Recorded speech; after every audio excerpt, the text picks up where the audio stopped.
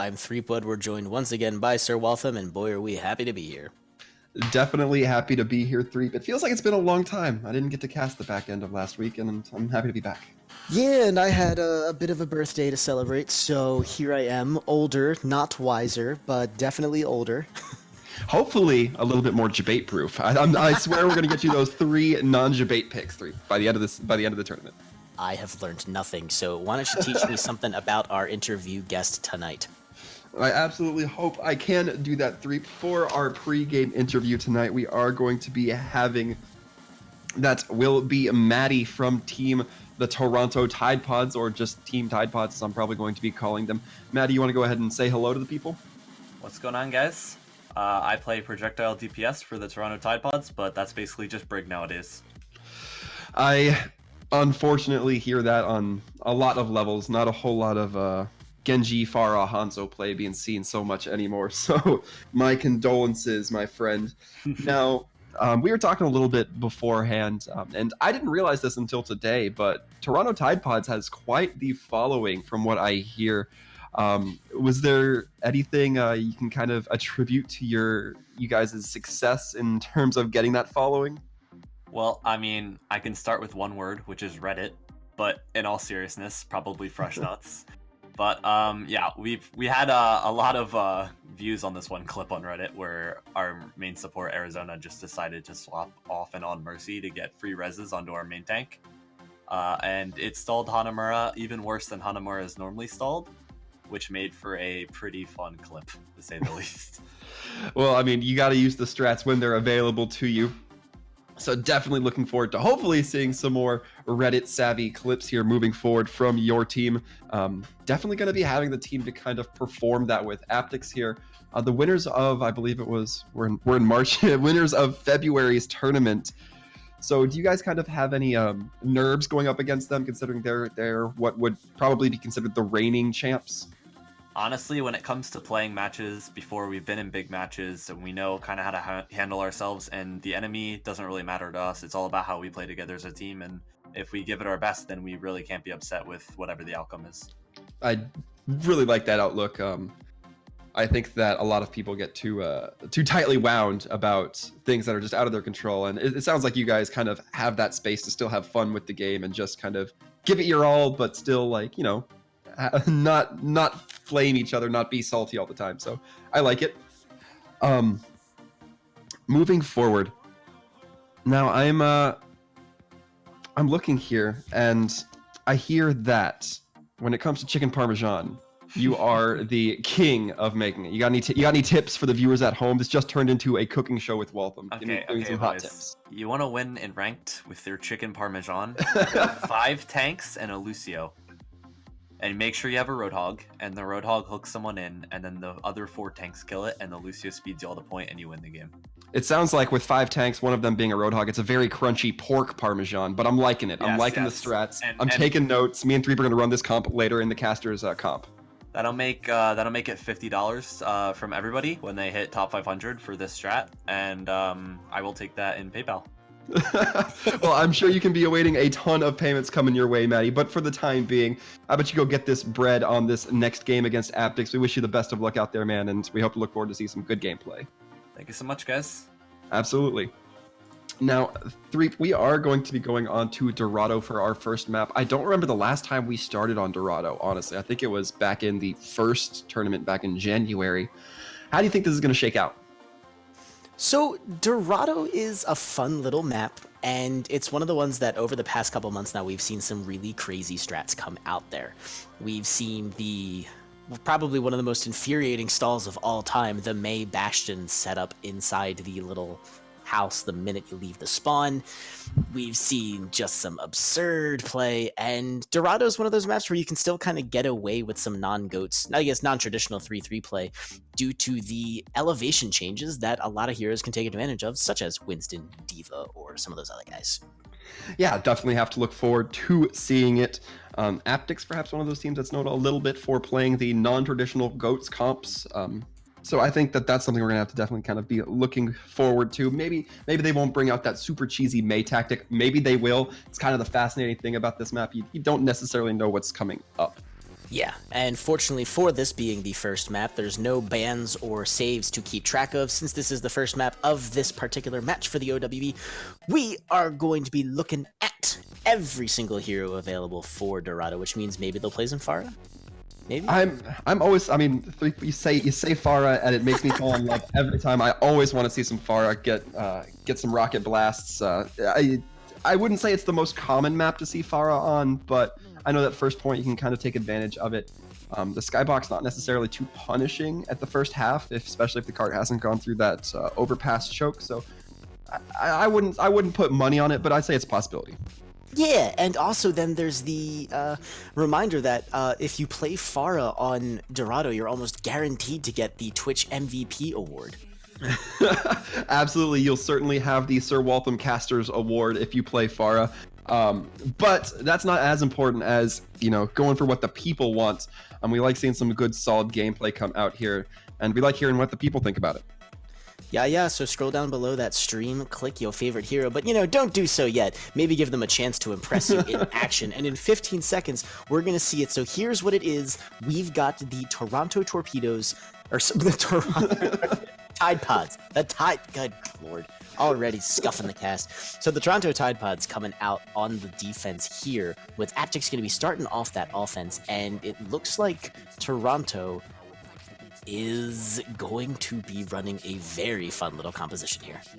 Now, C3, I'm a little concerned. I thought we had the stream on a 3-minute delay. Daddy Dylan already looking like he's ready to bring out the Pharah. I know it's still attack phase, but don't do this to me, Dylan, if you're not serious. Don't play with my heart like this. All right, so I can't say anything about it, because if I say Daddy Dylan's gonna play Pharah, then he isn't, and then it'll be a debate, and then Waltham will be sad. So I'm not gonna do it. I'm just gonna wait and see. But I think since Whale's ducking onto this Widowmaker, I don't know if Potato, if they switch or not, I think we're still gonna be seeing a Widow come out for the dually action. Absolutely, I definitely look forward to seeing how this is gonna go down. Like we said, not a whole lot of conventional goats comps coming out, but I think we're gonna see Daddy Dylan on that Pharah. Yep, there it is. Garen OP going to be ducking up high into the sky. Wow! Ooh. Whale's going to rip apart Daddy Dylan. And there it is. The duel is on. Potato finishing off Whale. Both Mercy reses getting expended as the Winstons go diving into the sky to start taking advantage of that high ground. Yeah, and one thing of note, Vision going to be playing at that off angle on that Zen, really kind of keeping arm's distance away from all that burst damage, the Pharah, the Widow, making it really difficult to be jumped by those dive techs. So some smart positioning. But not quite able to hold it on the defensive side. Yeah, you saw them go up for it, and they just almost got into it, and they went away. Whale's gonna grab Daddy Dylan again, but it's been a good 30 seconds, but holy moly, Tide Pod's gonna be opening this wide open. Garen OP falling to his monkey counterpart. Yeah, absolutely. I think that the coordination was really there. Whale doing a good job to kind of limit that sight line and really restricting what the attacking team Aptix is going to be able to do here.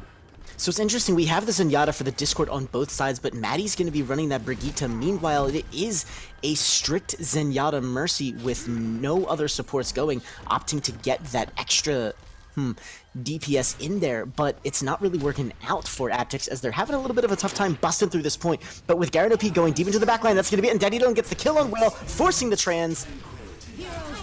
Yeah, worth noting Carfixer as well as Daddy Dylan trying to take that back route to try to sneak in, perhaps trying to drop that Rocket Barrage Pharah ult onto the unsuspecting backline of the enemy team. Didn't find too much for it, but we're going to see how the rest of the fight shakes out. Yeah, Potato trying to get some of those 6 shots there, but with a rally on point with a Winston going ape, it's going to be difficult for them to do a lot of work, but there it is. Maddie goes down, huge quantity of sustain lost, and now Garen OP is pretty much going crazy, but Whale finds Carfixer's head. Mercy's down, and it looks like it's going to be still a bit of a hold here for the Tide Pods. Yeah, you have to think that Whale's not going to want to contest directly, so it will just be looking like it's that one Winston on point. And, I mean, as we see, going to drop. Yeah, UEI gets focused down pretty quickly. Maddie is still going to be making a play on the point. I am really curious as to why they're going in here. Maybe they're going to be switching off soon, but they are going to be pushing this point to A, and not too much of a stagger, as it looks like the rest of Aptix is going to have to come up from that first spawn. Yeah, and you're talking about switching compositions. It looks like that's exactly what Maddie will be doing, going to be switching onto that Genji now that there is no, well, since there is no Brig on the attacking team, making Genji a little bit more able to dive more freely. Yeah, now oof, we see Daddy Dylan go crazy on this Pharah as per the usual, but Cardfixer is gonna have to res Potato because they have found their time target. Maddie jumps right in the hands of a rocket. Pharah gets a free quick kill. Mercy's gonna res that up pretty quickly though, and so we're back into that familiar no-man disadvantage for either side.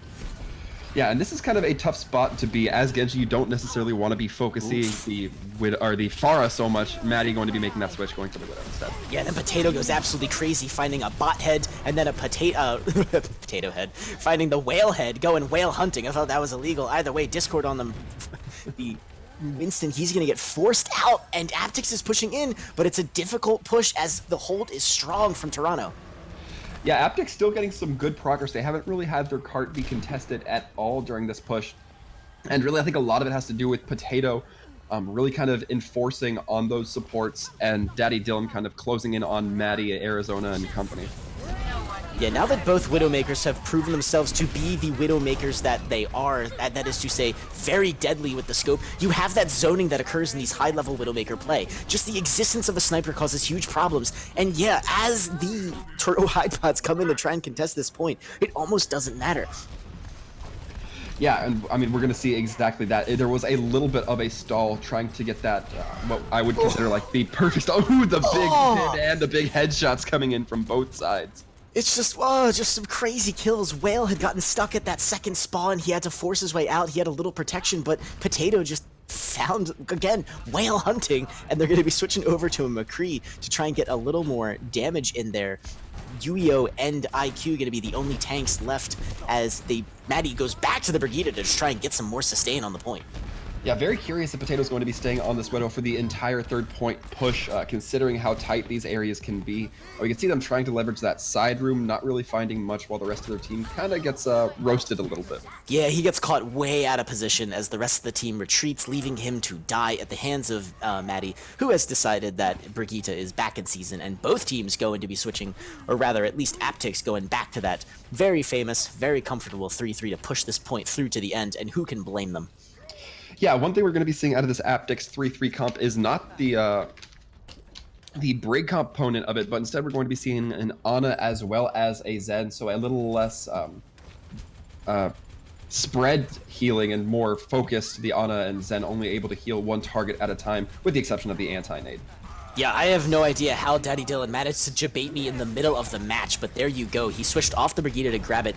Diva Bomb goes down, grabs nothing, but Vision has already done his duty, wiping out Garen OP before they can get back in there. Riso's going to fall shortly after. Successful hold from Tide Pods as the ults are now building, but Tide Pods, having switched a little earlier, going to have that trans way faster than Micro. Yeah, and this is kind of the advantage. If you're the first to kind of find the comp that works and win a few fights, and then the other team has to switch comps, you're going to be up in ultimate advantage. We're going to be seeing probably about 2.5, 2 or 3, if you count Maddie and IQ as having ults kind of up as one. Ults up for this next fight, and we're going to be seeing almost, well, literally nothing on the side of Aptix to start. They're going to really have to push to get these ults up this fight. Yeah, very spooky shatter coming out from UEO probably very shortly. They've got them in a very nice position here. He goes for the charge. It's been countered by Garen OP. He does go for the shatter, but Garen OP's already taken out Maddie. Shatter didn't really get a lot there, and he's on the run with the Diva Bomb getting tossed up there. Potato having taken up IQ. It's now a rush of kills for Aptix as they start to break open this defensive hold. Yeah, and they have to do it a little bit more vigorously than they might be setting a pace for. They really need to start winning those kills quickly and furiously. As the cart gets closer and closer to the final cap point, the respawn advantage really goes in favor of the defenders here. Yeah, and Potato, even with that grab, though, this is going to be a great chance for a holding grab. And Yuio comes out way earlier than his team. He's going to get grabbed right away. No defense matrix to stop it, and the payload moves to the end without any last-minute contest. Yeah, and that's going to be a pretty nice spot for Aptix, not only because they actually got the cart to the end of the map, but they got it there with some time left in the time bank. Meaning that, I mean, it's going to be, if Tide Pods finish this in overtime, there's going to be a minute more on Aptix time bank than otherwise.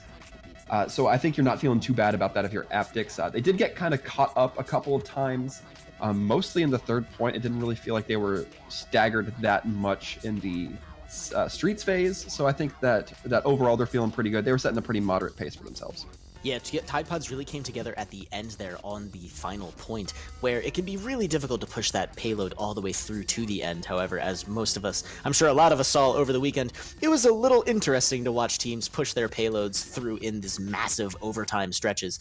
I'm not sure if we're going to be seeing that on Dorado today. I'm sure it's going to be up to Tide Pods to see how they're going to be coming out. And based on the defense coming in from Aptix, though, looks like it's going to be pretty similar of a setup for Point A. Yeah, and I can't really say I would blame them for feeling comfortable enough on these DPS picks, particularly Daddy Dylan and Potato, both performing to extremely proficient degrees.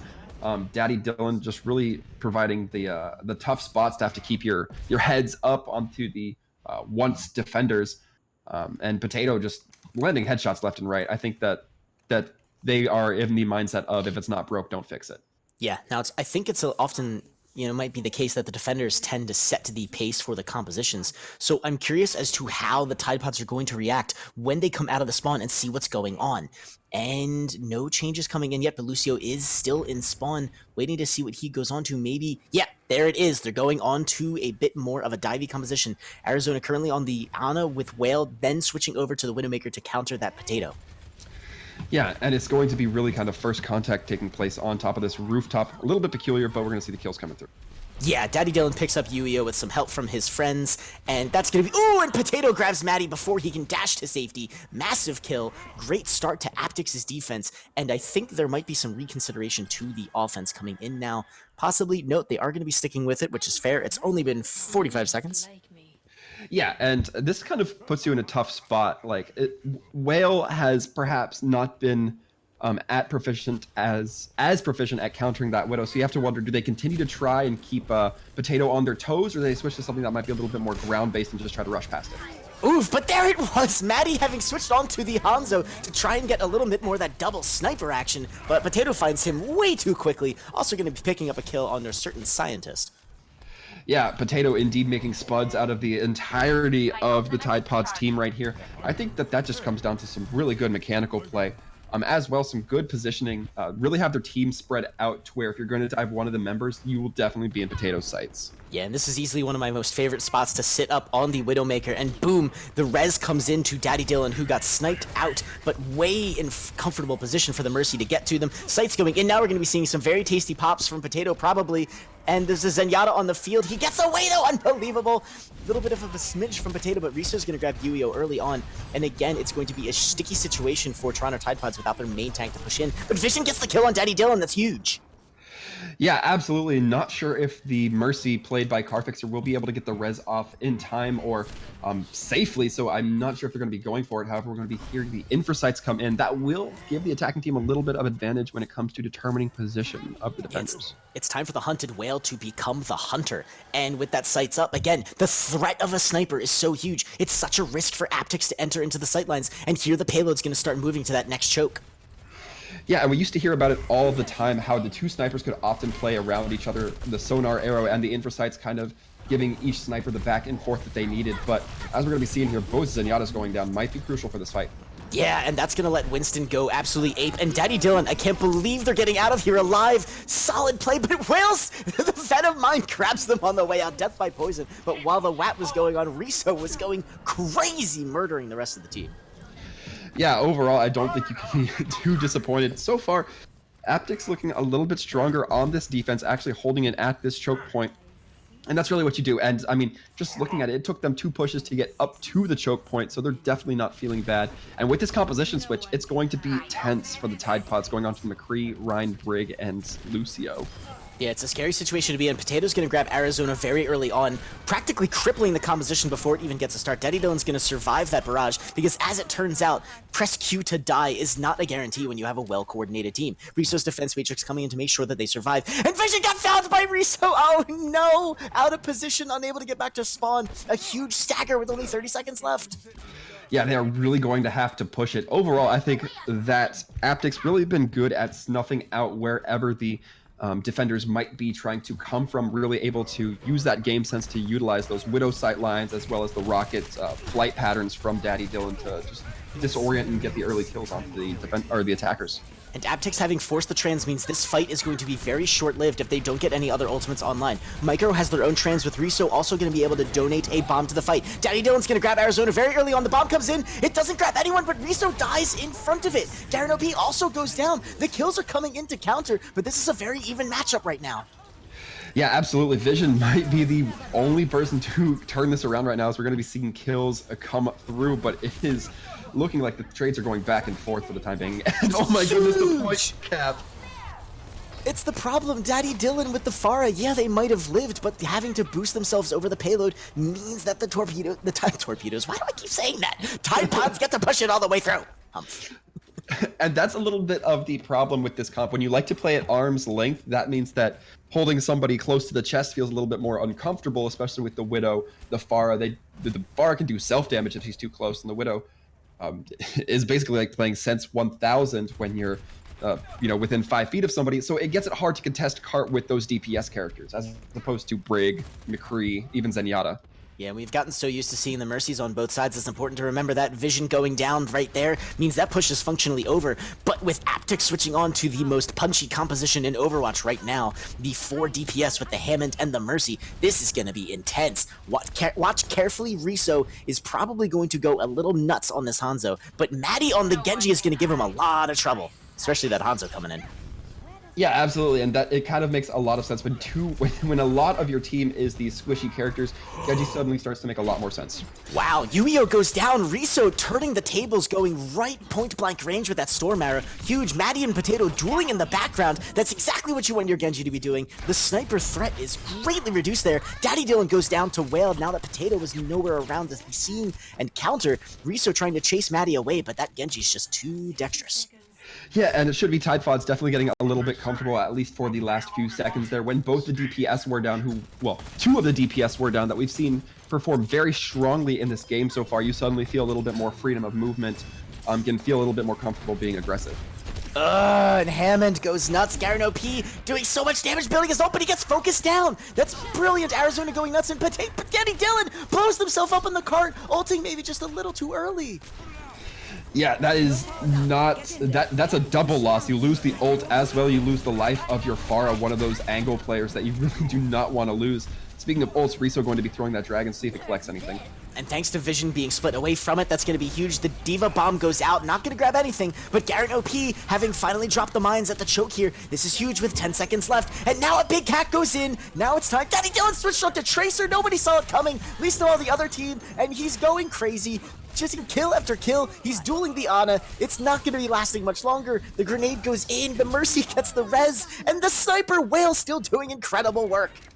Yeah, one thing worth noting that there was just kind of a little mini battle going on between, I think it was Vision in Arizona and the rest of the defending team here in the church, but there was still just Baby Diva in IQ just on cart, able to get it to that second checkpoint just because nobody was bothering to peel them off. Yeah, talk about a 9 million IQ play, and yeah, the big stagger's coming in. Yuio still holding on to a Winston, Maddie about to hit the blade, Nano Boost ready to fuel it. Aptix is not in a good position with Potato dropping the sights just to get a beat on him before they switch back to that Moira-powered original GOATS composition.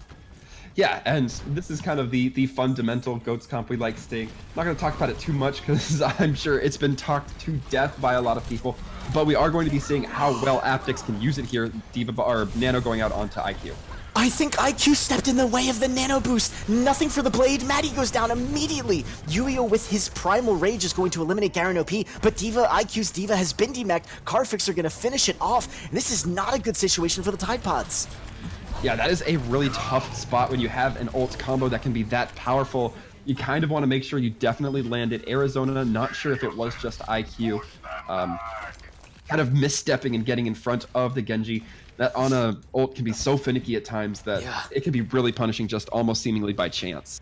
Yeah, it's again, regardless of what happened, that is a rough situation for the Tide Pods, who now with 10 seconds left are going to have to probably rush onto the cart in a little disjointed of a manner, with Zarya coming in on the left side. gonna be coming up in their ult with Vision, gonna be getting the transmid fight. That's gonna be huge for the longevity of it. But Potato and Micro gonna be having the Grav fire and lasers action going on there.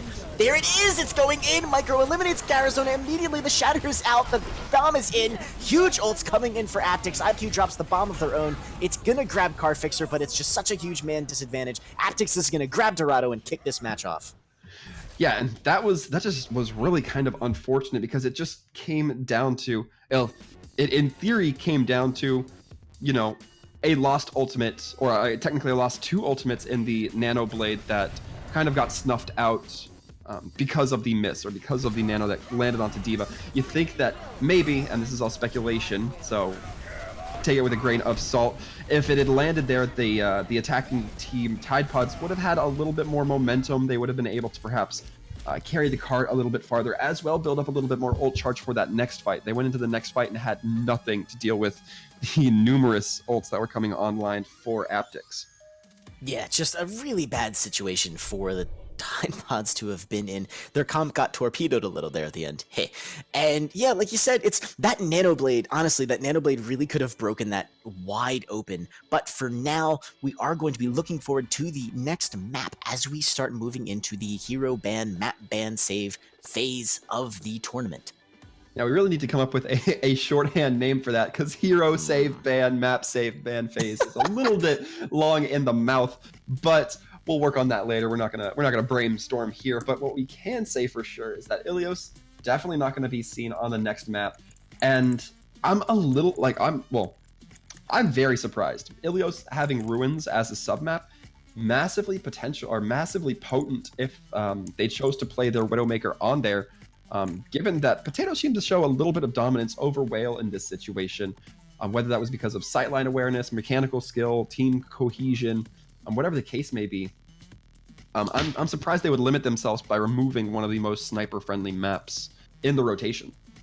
Yeah, it is pretty interesting. And speaking of that Widow duel, Whale definitely had their salvos fired in that fight, but I think it was Yuio almost doing a truckload of work in making sure the Potato was occupied. And Riso switching onto the Hanzo there was a moment when both snipers had actually gotten caught out, and Riso was able to storm arrow Yuio down, but that was the last time that happened.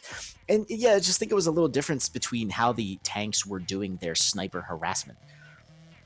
Yeah, and I mean, really, especially when you're playing dive tanks, that's kind of what it comes down to. You want to be able to focus those snipers.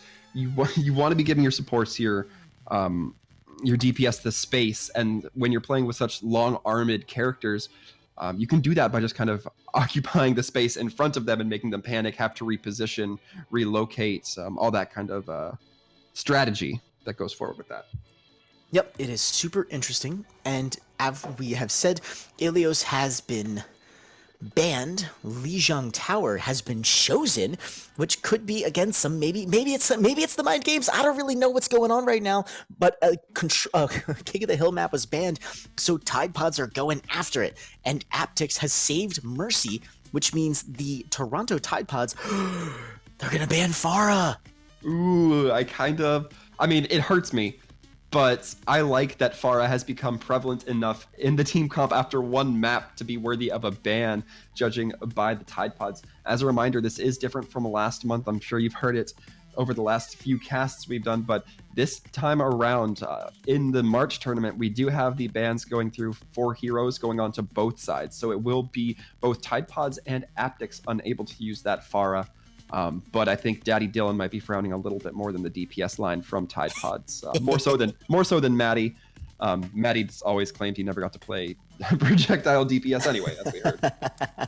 Yeah, it's an interesting situation for Aptix to be in. They definitely saved the Mercy, which again, I'm not sure if that's a bait or not. But we have the ban on Pharah for both of those teams, so like, super interesting situation. Lijiang Tower, you have that one particular map where the Pharmacy is a dead set awesome pick. It's not necessary, but boy does it work well. I'm going to go ahead, and since I can't make my usual on that map, I'm going to say that we'll see Hammond. Hammond also has a lot of boot potential. Hammond, Lucio, maybe Winston or D.Va as second tank. Unless they go quad DPS, then I have no idea, and this is just an absolute throw of a prediction guess. Sir Waltham feeding predictions, but with starting out on control, the center with that glorious little choke potential that Ryan and Zarya are so adept at holding, I'm gonna go with we're probably gonna be seeing some of that.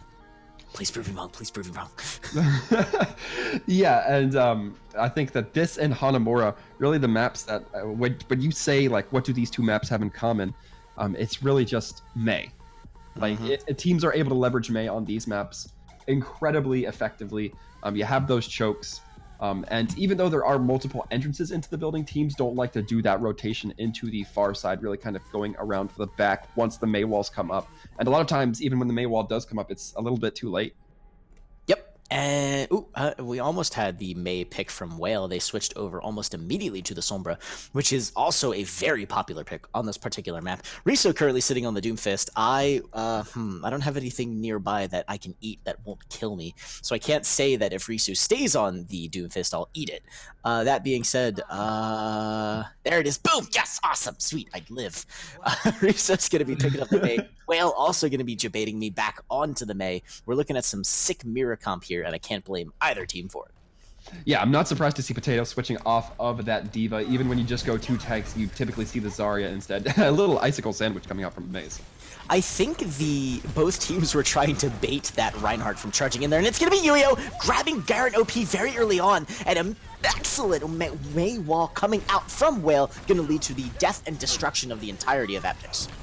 And this kind of makes sense. Aptix, they said, when we had talked to them in prior interviews, they weren't as content to run GOATS comps. They liked to run the more non-traditional, non-meta comps. But now that they're running onto these GOAT comps, they may not be as comfortable as they would expect. Now here's a very interesting situation. Map control has only just been, or rather the point has only just been controlled by Tide Pods, but we're seeing a bit of a man disadvantage come out for them, as with some Mei wall play, the Aptix is starting to push everyone a little bit out, and Maddie has been caught way out of position.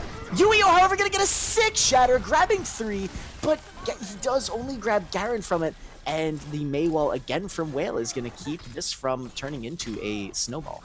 Yeah, and not to undercut the win that was here by Tide Pods, but you said that they only caught just Garen OP out. However, that still won them the team fight. One kill is sometimes all you need. A lot of people like to see those fat 5-man shatters, but I think that Yuio, knowing he can build it up rather quickly, still playing it very well, since it's going to win them the team fight one way or another.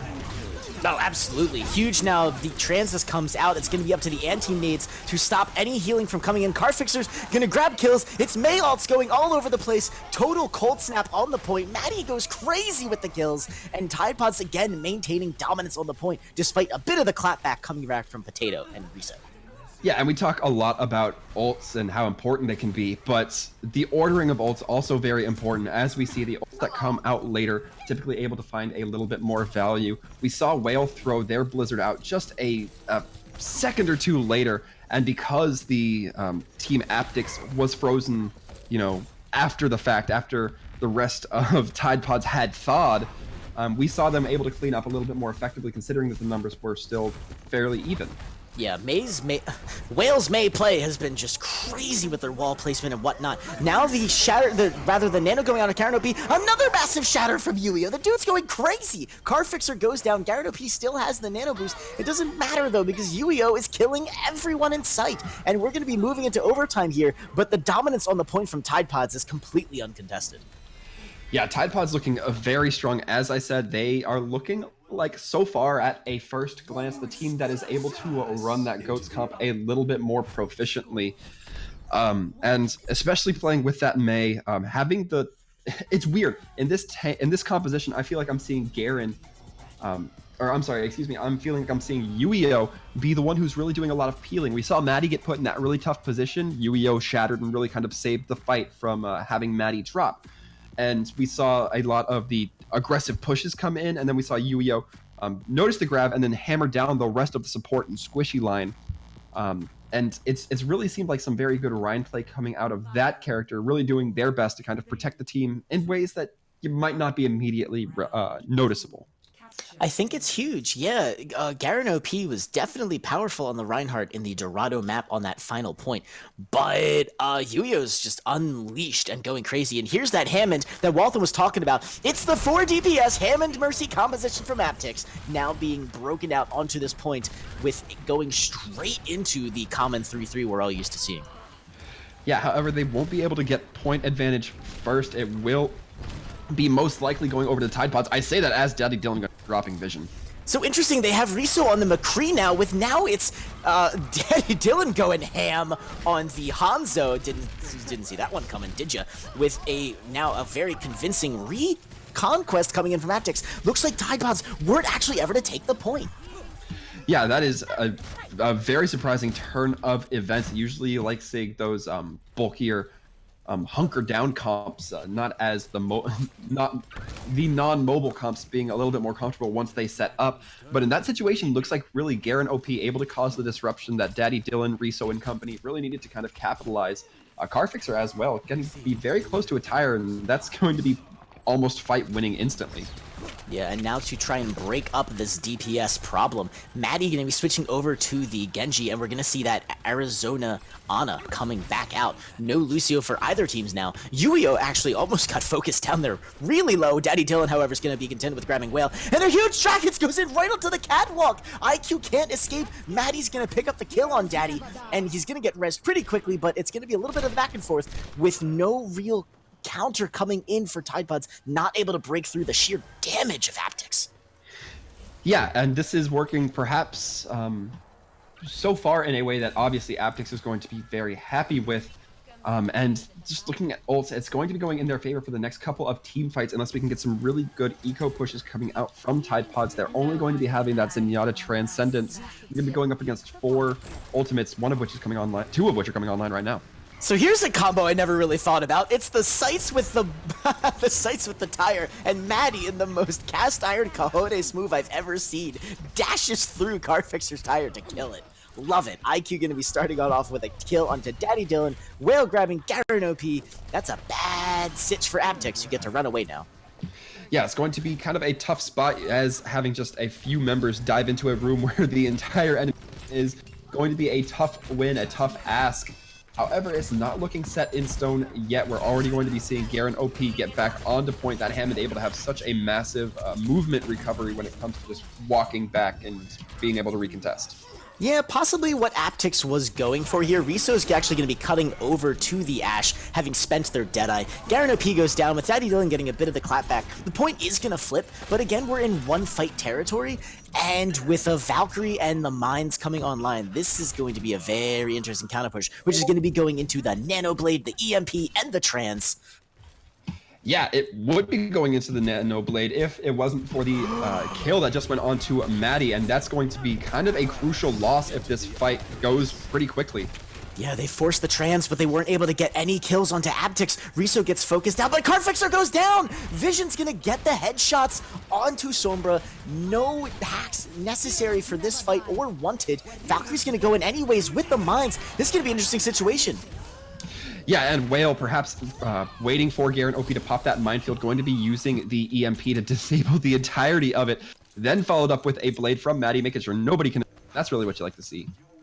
Yeah, we're going to see a complete switch over from Aptix Esports. They're going to grab the heroes that they need to get the job done. Daddy Dylan even getting a bit of a taxi back to point so that they can switch up to the last member of this Moira.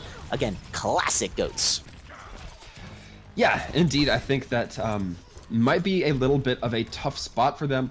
We did not see them necessarily able to run the more superior GOATs comp, but they're not going to be running it up against the Tide Pods Ghost. We'll just have to see how they play against a less tanky comp. Yeah, sneaky diva placement coming out from the bomb there, and Yuyo is going to grab Micro before they can do any damage. Potato is going to pick up Arizona though, and a big Yuzio boop goes in that's going to get Vision. Massive kills, and the point control has not flipped yet, but dominance on the point is definitely heading towards Aptix. Maddie going to be trying some last minute chicanery, but he's actually going to get away alive. Yeah, and that is such an unfortunate loss for the Tide Pods. You think that Micro being so close to ult is one of the most valuable kills you can get, preventing that Moira from getting the Coalescence up, but then you start losing members number by number, and it really just does not look good, and eventually you lose the point, and make it a tied series. Or a tied map. Definitely. And you couldn't have said it better. You thought you had the kill that opens up the defense, and they were so close. They were in the same position that Aptix was. The one solid team fight would have won them that point. Instead, now we're going to be going to the tiebreaker for this particular King of the Hill situation. Yeah, and I don't want to point out a whole lot of irony because it is based a little bit on conjecture, but if Tide Pods had chose to ban something that was perhaps more relevant in the first two maps, i.e. not Pharah, we may not have seen Pharah be relevant since Gardens is our third map. So wondering if it's going to be kind of a strength or something that allows Aptix to recover and perhaps pick up, their win despite not being able to ride Daddy Dylan into the skies on the Valkyrie. Ooh, Potato takes a huge risk trying to time that Genji deflect, but instead it's going to be an almost death, and that's going to be Tide Pods pushing Aptix all the way back to their own bridge, as despite the double sniper setting up those angles, they're not able to get the kills and damage necessary to bust through, but Maddie goes down, and that was actually going to be the breakthrough. Daddy Dylan now playing Genji. What can't this man do? Well, bringing out the blade is certainly going to be on that list. Good gravy.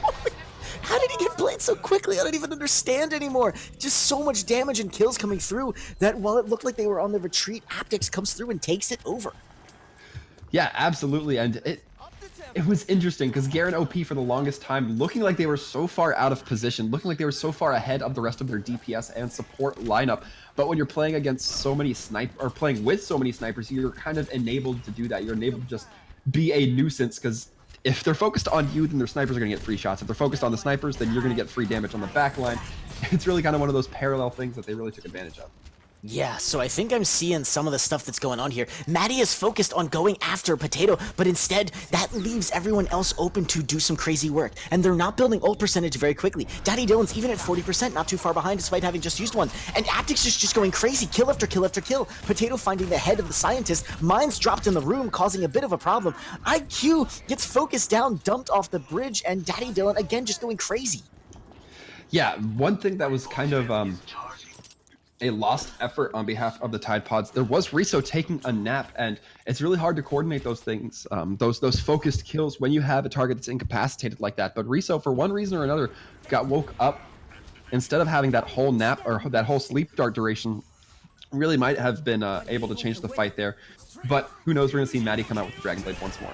Oof, and Maddie, here he goes. It's time for the big Nano Blade. Daddy Dylan somehow escapes, and are they going to be able to get away with it? Yes. Maddie is getting the kill onto the Riso. He dies with Dragons up, which is big. That's not going to be available for defending this point. It's only at 78%, and IQ opening up with Car Fixer. Now Daddy Dylan has to go in and go nuts, but the barriers are down. No kills for that Genji Shimada brother, and none for Riso either. Yeah, and it's looking very good for the turnover to come to Tide Pods. However, I doubt they'll be able to do it in time before overtime starts ticking up for Aptix. Riso, I said no kills. Stop getting kills. And Whale, however, is also going to be going nuts. So it's overtime on the point now, and Aptix is in the same situation they were in the last map. They're going to let it flip, but they have so many ults coming online. And again, going into so many ults from the Tide Pods. Yeah, really, Garen OP, if they're able to get onto point, able to put a lot of pressure with those mines, if you're able to get more in the center of the point than the defending team, or in this case, the Tide Pods, then they having to push into your minefield can really be kind of a very tactical advantage, and I think we're going to be seeing the mines come out here in just a minute from Garen. Yeah, barriers go onto anyone. Daddy Dylan's going to find Whale very early in the fight. Carfixer grabs Arizona. Massive. The mines are on the point. No one is around to play with them, though. Winston actually going to be jumping in, going after a few of them. Diva Bomb drops down, doesn't grab anyone. They are able to remech, but Riso's going to grab Vision in the interim. And now it's just Yuio contesting. He goes down. With Tide Pods so split, the point is going to go after Diva gets taken care of. Back to Aptix, and there's going to have to be a massive stall coming out if Tide Pods wants a chance at this map. Yeah, and it's going to be the Hail Mary of stalls here. We're going to be seeing Vision and Whale both zipping around on point, not quite able to do a whole lot. However, the Dragon Blade coming through from Daddy Dylan might just secure this up. Yeah, they're gonna take care of it really quickly. Their vision goes down, a little bit of the other kill earlier. His Genji partner gets taken out by D.Va. It's a Tracer bomb also coming out onto the point. I love how many players are pulling out Tracer right now. Again, the stalls keep coming in, but Daddy Dylan, I don't even know what happened here. The Genji was just way too strong. That first Dragon Blade kind of selling it. Damn, this is such an incredible last hold, but jeez, it's just, can no one get away from this Genji?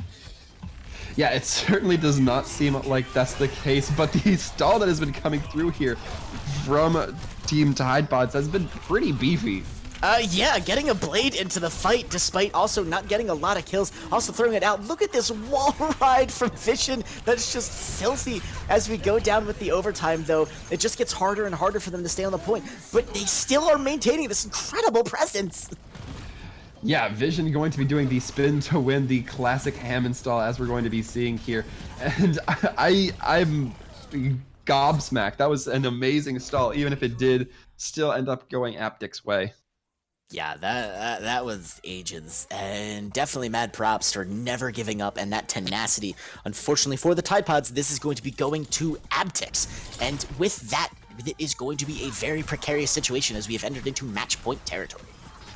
Yeah, Tide Pod's once again going to have the advantage in picking what compositions they don't, or what player, what character they don't want to have run on the next map, as well as once the bans come through, what the next map will be. Unlikely we'll be seeing another King of the Hill map, as if Aptic's first ban is anything to go off of, they might ban Busan. Which, if that's the case, I'm going to go to my standard and say that Eichenwald's probably the other map we see. We're going to see the hybrid Eichenwald if Busan gets banned. Very, very interesting thought. I don't necessarily disagree. I think Aptix Esports is going to probably ban the map that they... it's interesting. I'm curious as to what they actually want to play. And again, the bans coming out from Tide Pods, Pharah definitely would have been super useful for both sides on that final map there, but ultimately Aptix was still able to pull it out. This time, busting out some Genji play that I honestly don't think Tide Pods expected, given that it wasn't a part of their dive on Dorado. Yeah, I could pretty much hear Maddie at the back half of that game going, wait, I didn't hear we could actually tile DPS, let me hop on real quick, and then switching to that Genji. So I think that it was perhaps something that the Tide Pods were not immediately ready for, as we kind of alluded to. And Aptic's really able to kind of capitalize on that. We've seen that once things kind of get a little bit crazy, a little bit hectic, Aptic's really able to capitalize on that kind of spreading the enemy too thin seems to be their tactic of dealing with their opponent. Ooh, and a very interesting ban. Hanamura is gonna get banned. So I'm very curious as to how the Tide Pods are going to interpret that and what map they're going to pick as a result, since the only 2CP left is... Ugh. Say it, 3-Foot. Say the 2CP map that is left. No! I refuse, because if I say it, they're going to pick it! Then I will gladly say it, hoping they'll pick it. It's going to be Horizon Lunar Colony. No. That being said, the other maps we do still have up for grabs going to be Busan, going to be 66, Eichenwald, as I mentioned and predicted on my own, and Hollywood. Overall, I'm not going to be disappointed to see any of these maps come online. I think that Aptic's perhaps preparing to be perhaps being preventative towards GOAT's friendly comps. As I mentioned before, Aptic's perhaps more comfortable than most on that 4 DPS, that Hammond play. So they may be setting up for maps that are most in that wheelhouse. Yep, and given the propensity of Aptix to pull out that 4 DPS composition, which they've done so with pretty high frequency lately, maybe Tide Pods want to pick a map that is kind of strong with that 3-3 composition. And honestly, Horizon Lunar Colony would not be a bad choice in that regard. Yeah, there's some pretty sick Widow sightlines. Instead, though, they're going to be going with Hollywood, again with some sick Widow Pharah sightlines. Yeah, and that is kind of a danger if you're on the Tide Pods. You have to acknowledge that you might be seeing Dylan on that Pharah, you might be seeing Potato, I believe it was, on that Widow. So it's really kind of a precarious situation. You built your Jenga tower in a way where the opponent looking like they're gonna have to do some balancing, but if they can, it leaves you in a very dangerous spot to pull the next brick.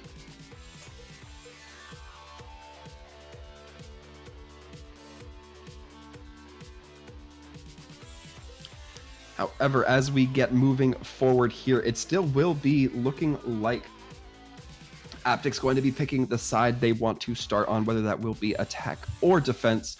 Not quite sure what the case will be. We do currently have them slated to still be on that left side, red side, which would make them the attacking team. But I think that we're going to be just kind of waiting in anticipation. Of course, we still do have the hero bands coming out. Aptic seeming like they're taking their time kind of debating what they want to preserve here. Yep, and it'll be super spooky to see what they come out with. Hollywood being a map again that tends to favor quite a little interesting compositions. Is 3-3 definitely workable? Absolutely. Is some pretty heavy DPS action workable? Absolutely. Not super sure what Aptix is going to be going for here, and if history tells us anything, it's also a map where you can get away with some Toblerone. Ooh, it seems like they will be going with Toblerone's older brother, the Bastion, in terms of cheesy turret comps. And I mean, I feel like we've seen this out of Aptix before. They save the Bastion so they don't show a whole lot of their hand. They saved the Mercy last time, and we saw the band come out onto the Pharah. And I think that this time they're being a little bit more conservative. They're saying, hey, we'll just save a pick that in reality we don't anticipate bringing out outside of maybe a dire situation, and see how it goes. But they are going to be starting on defense, so them starting on defense makes it even more unlikely that we're going to see the Bastion. Usually we see that for if you need a full point hold situation. Yep, it's a bit of it's not necessarily a cheese these days, but it's still kind of considered to be a tad of the cheese. Yeah, it's Bastion has its place in this Overwatch kind of arena. You know, pirate ship can be very profitable if you are able to utilize the Bastion properly with team coordination, all that kind of stuff. Bunker comps can be run really well with Bastion, but they're not at the forefront of what most people would consider effective. So I think that, as I said, Aptic's going to be kind of saving their hand, not really showing too much to the Tide Pods, who will be banning Mercy this time around. A little peculiar. Yeah, interesting. They are going to ban the Mercy again, which the Bastion can sometimes be super enabled by the Mercy. I think that's typically what you see. You see the Bastion damage boosting or the Mercy damage boosting the Bastion. The Orisa also has that major damage boost potential, and it can be a super fun composition to play. But, and we're also going to see a sub. Rin is going to be subbing in for Yuio, and we're also going to be reminding everyone once again that you're going to want to scroll down below the stream, check out that Twitch MVP poll. As we come into our third map here, make sure you let it be known who your MVP of the match is. Yeah, and we had talked about it earlier. Well, we saw it earlier. Yuio being a very good Reinhardt in these kinds of situations where the GOATS comp run by Tide Pods was looking solid. It was looking pretty secure. I believe it was command center in Lijiang that we saw just some really proficient play coming out, and I'm curious to see if Rinlium is going to be playing in similar fashion, or if they have them prepared to sub out for maybe more of a Winston gameplay style or a Hammond play style. I'm looking forward to this player swap and seeing how it affects the team. Yeah, and that is going to be interesting too. Yes, I think they clearly wanted to swap Rinhyom in. After having picked Hollywood, he's probably something of a specialist for this map. It could even be that maybe they're the Pharah specialist. It's difficult to tell. We are, however, going to be seeing whether that is a offense specialist or not, because, again, Aptic's going to be starting out on defense first, and with that Bastion saved, despite not usually showing up at first, I don't know, they've surprised me before. I'm not going to comment. No comment, keeping it the classic response from Threepwood. I'm also not feeling any spontaneous predictions. My one prediction for Eichenwald has already been a little bit shot down, so I'm not feeling at the top of my guessing game weather this evening. But that being said, we can talk about what is actually coming out from the defensive side here. Garen OP on the Orisa to start. At least it's looking... Oh, nope, it's going to be the Reinhardt instead. I got you baited, 3. Happens to everybody. There it is. And Daddy Dylan's... Oh, wow, what in the... It's going to be a Hanzo McCree. It's a 2-2-2. It's just a 2-2-2 that's kind of got me thunking a bit. Daddy Dylan on the Hanzo, so of course that combos with Reese's Graviton Surge very nicely. Potato on the McCree though, I'm super curious as to what's going on here. But since they had such incredible proficiency with the Widowmaker, it doesn't seem like a bad pick at all. Yeah, I'm thinking that Potato might exist just in case the attacking team going to be bringing out that Pharah.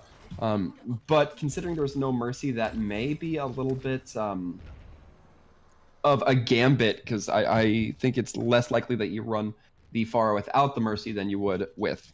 And Whale Sombra has done their scouting. They are switching off to a Zarya themselves. They are going to be running a Zenyatta-enabled 3-3 classic composition. Rinyolm actually going to be doing the Reinhardt play, which since Yuyo is doing so hot, I'm curious as to what they're going to be going with here. And wow, holy moly, they're going nuts. Potato goes down so quickly. Yeah, absolutely. Rin just going to be getting super aggressive with that Ryan barreling into the defensive team. Still going to be Daddy Dylan kind of trying to keep that high ground possession. Not really going to matter when the rest of your team's crumbling, however. Yeah, that is a blazing fast blitzkrieg onto the point. Holy moly. It's just... Where was that? And with just over 3 minutes left on the clock, they're going to cap it. Going to give them a hefty 5.5 minute time bank. However, the ult's not looking the most sufficient for the attacking team. In fact, we have a few more coming online for the defensive team. And Daddy Dylan going to be firing it out right out of the gates. Yeah, I have a feeling that's going to be indicative of a swap. Let's see what happens. No, he's actually still, holy moly, right up there in front and personal, just giving themselves a bit of the, I guess, break to get themselves together. It's going to be the quad DPS again. How interesting. Micro on a Soldier. Yeah, Soldier, one of the first DPS variants I am familiar with. So I'm very curious to see how they're going to play. A lot of these characters very comfortable at long range, but Potato, perhaps the most close range, going to be taken out first. We'll see how it breaks down after that. A McCree without a tank to assist him and peel for him is a very fragile McCree indeed. And Potato is definitely super good at it, but he's just so fragile. It's difficult to get a hold of that. And Vision is actually going to pop the trans. I'm curious as to what actually prompted that, since they didn't seem to be in that dire of a straits anyways. IQ going to be grabbing Daddy Dylan on the Hanzo. And with only a McCree ult coming online, Riso not going to be bringing Bob into this fight. Ditto for Car Fixer. I'm super curious as to what Aptix's big plan is here. Yeah, and I think that Aptix actually getting some really good utility. It seemed like Carfixer just threw out that anti-nade, and because a few members got hit by it, Vision included, they saw the trance come out. But considering Vision's going to be hopping onto the Moira, maybe it wasn't in response to the anti, it was just in response to helping to win the team fight, since you're going to be switching anyway.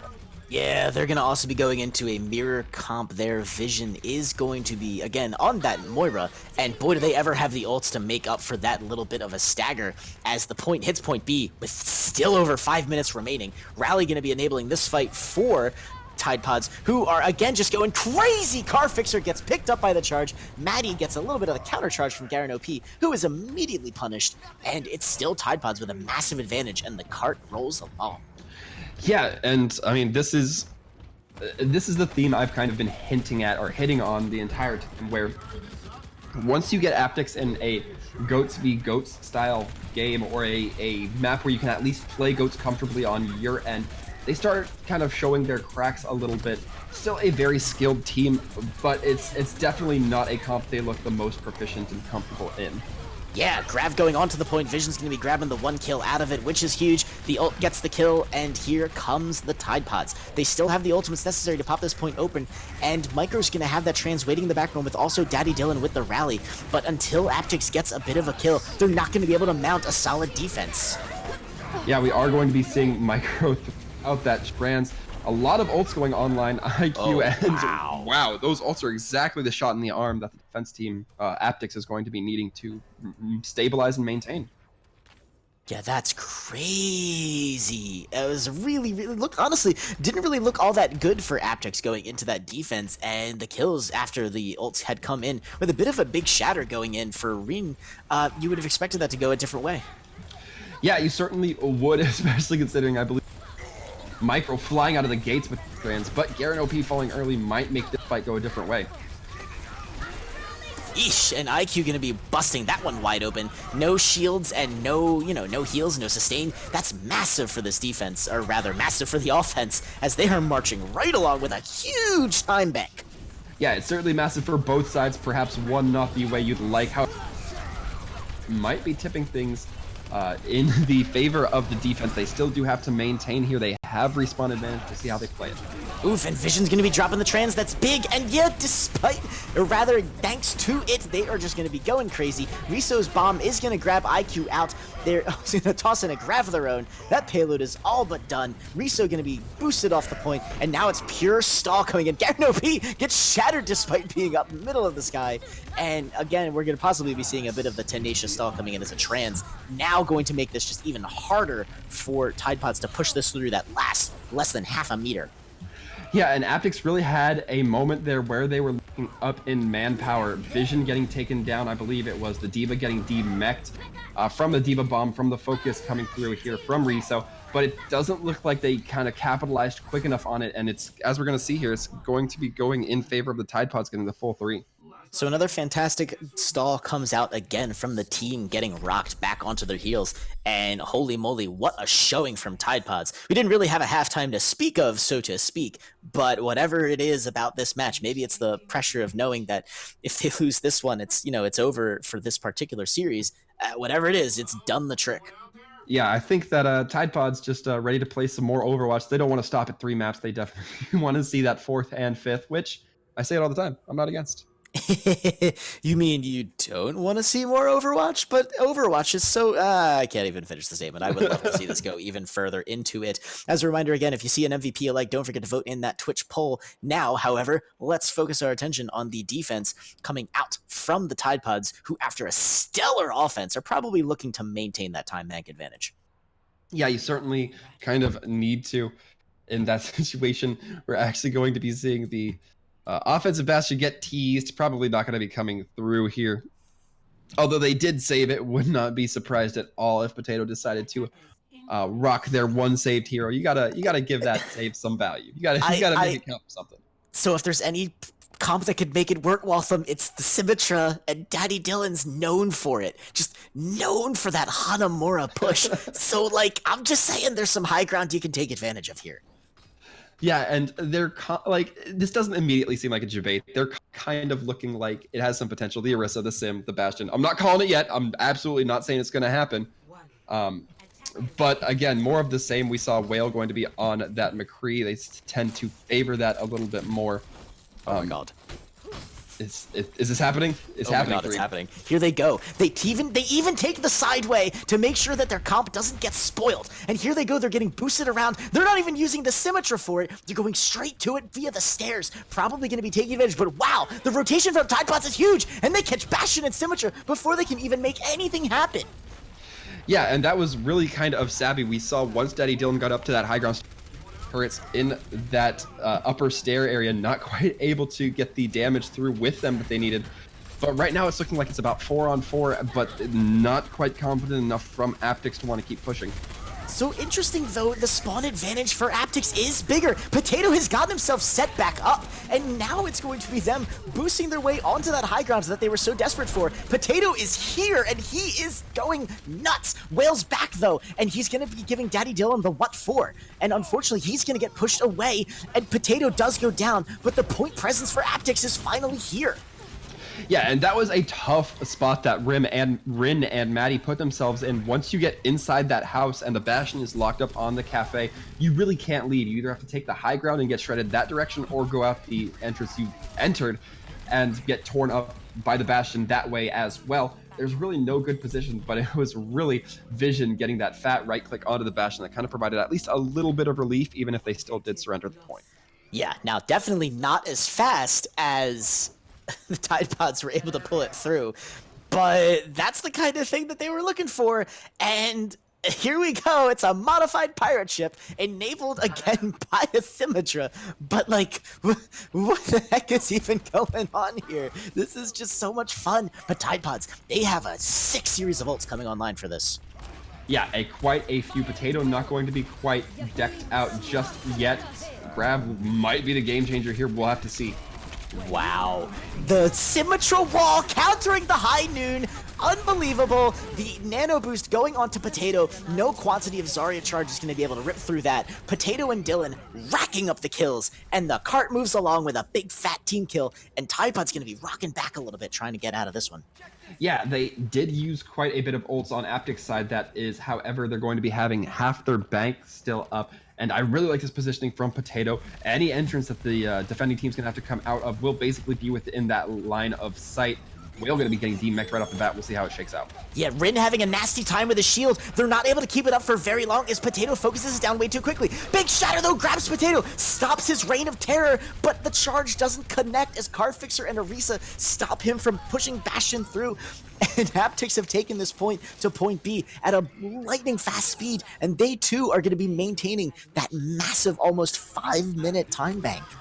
Well, never more have I been happier to be proven wrong. When I said that they would not be showing a lot of their hand here, they were showing their absolute complete offensive comp when they saved this Bastion right now. And I think it's paying off. We're seeing Potato, really taking the upper hand whenever given the opportunity and setting up with just some brutally cut sightlines. Yeah, Tide Pods is doing their best to get back and into the stabilized defensive mode, but the loss of every member's shield is just happening so quickly, it's difficult for them to stabilize. Daddy Dylan throwing up the Symmetra wall also gonna make it really difficult for them to mount any kind of defense, and the cart's gonna go uncontested and into the final stretch. Yeah, we're still going to be seeing an even amount of ults coming through from both sides. However, the defensive ult's going to be coming through on the side of the Tide Pods. And perhaps the more offensive ult's going to be coming out for Aptics. Arizona getting brought down is brutal. That's massive. The barrier's getting canceled out there. However, the fight is very even right now, but Potato's going to be going crazy. That means Aptics wants to commit to this. They want this to push to happen. And Potato's going to get boosted around behind enemy lines, but IQ with that defense matrix is going to make it impossible. And Potato gets caught way out of position, and he is going to be taken down by a freshly arrived on the scene Arizona. And Aptics is going to be forced back for the first time in this offense. Yeah, that's a little bit perhaps a touch of arrogance we saw coming out of Potato. They went into that tank form. They knew that Carfixer would have that syringe for them, that nano boost for them after the tank form wore off, or perhaps they intended to use it together. That was not the case, however. And Potato really, once out of that tank form, not able to have the mobility, not able to really do the rotations that they needed, and getting caught out by a large majority of the defending team. Yeah, now spooky situation for Aptics here. They've set up on this total back flank here, but they don't really have any line, and they're going to have to force the contest from somehow, as it's up to them to actually make a contest on the point. It looks like they're content right now to force down Tide Pod's resources. Yeah, and I really like this technique. In chess, it'd be considered cutting the pie, but they're taking angles that make it where Aptics is having to, or excuse me, Tide Pods are having to take harsher and harsher cuts to get behind cover, meaning they're slowly getting wedged away from the cart. It's a really clever move that they're really kind of utilizing to the best of their ability. So it's interesting, they're throwing a lot of ults into this, and there it is! They finally pushed the car past the choke point! They had the positioning, they did exactly what they needed to do! Unbelievable! And now Tide Pods is forced into a fight on the point. Ult is ready for Bastion, but it doesn't matter because they had the shatter for Tide Pods. Yeah, wow, Potato getting killed was really what needed to happen. Getting just one kill off the back of that Rinloam going to not be landing too many in the shatter, however, getting the one member that really needed it. Garen OP maybe didn't need to use that bongo or the supercharger as they did. Yeah, as many ults as they're committing to this fight, it's definitely that Aptics is going to be swapping up, and there it is, Potato going to be dropping onto the Zarya. With a minute 52 left, they definitely have less time in the time bank than Tide Pods, so if they can't even manage to finish the map, this one's going to be going to the Tide Pods, so Aptics has to rally here, or else this is going to be going into map 4. Yeah, and again, the ult advantage not going to be in favor of the attacking team, but Riso on the cart, so he needs to get there. Wow, sneaky little back cap action there as they probably are going for a bit of the dry push here. Riso is going to be possibly staggered. No, they're just going to eliminate them as quickly as possible. And the ult advantage for Tide Pods is huge. A Grav, Shatter, also a Diva Bomb. That's a combo that wins a fight. Yeah, Aptic's not really able to build up a whole lot, just about halfway to most of their ults, Car Fixer notwithstanding. However, they're still going to have to deal with that grab and Diva Bomb, which alone can be a very potent combo. Especially you can grab them off the point. Oh, but Riso negating that and grabbing all aspects. What? That was enormous. The Diva Bomb goes in. The grab wasn't there to couple up on it, but the Shatter was there, but it's not there in time to get the Shatter. But it looks like it doesn't matter. With the charge going in on Potato, Vision going to be picking up Garen OP. This push is absolutely over, and there needs to be a very fast reset. But they're staying in there with the rally. I have no idea what's going on. Yeah, Riso perhaps going to be saving just to get that Diva Bomb out, and it's going to be finding Purchase. And Rin going down as well, Arizona falling. They have to sustain. Garen's back in the fight with Potato, pushing them up. If Aptix can get just a few more kills, there it is, the D-Mech and the Brigida kill. Yeah, and it's looking like things might finally start to go in favor of Aptix, but their time bank's not going to be looking too friendly. What Tide Pods are really going to want to be doing is stalling out for just 15 more seconds and getting it into overtime. Yeah, Tide Pods are in a very good situation right here. Loving the decisions coming out from them. They're stalling as much as they can. Arizona gets bitten down pretty quickly, but again, there's just too much stall. Aptic's not going to be able to push it through. Tide Pods does a fantastic job on their hold.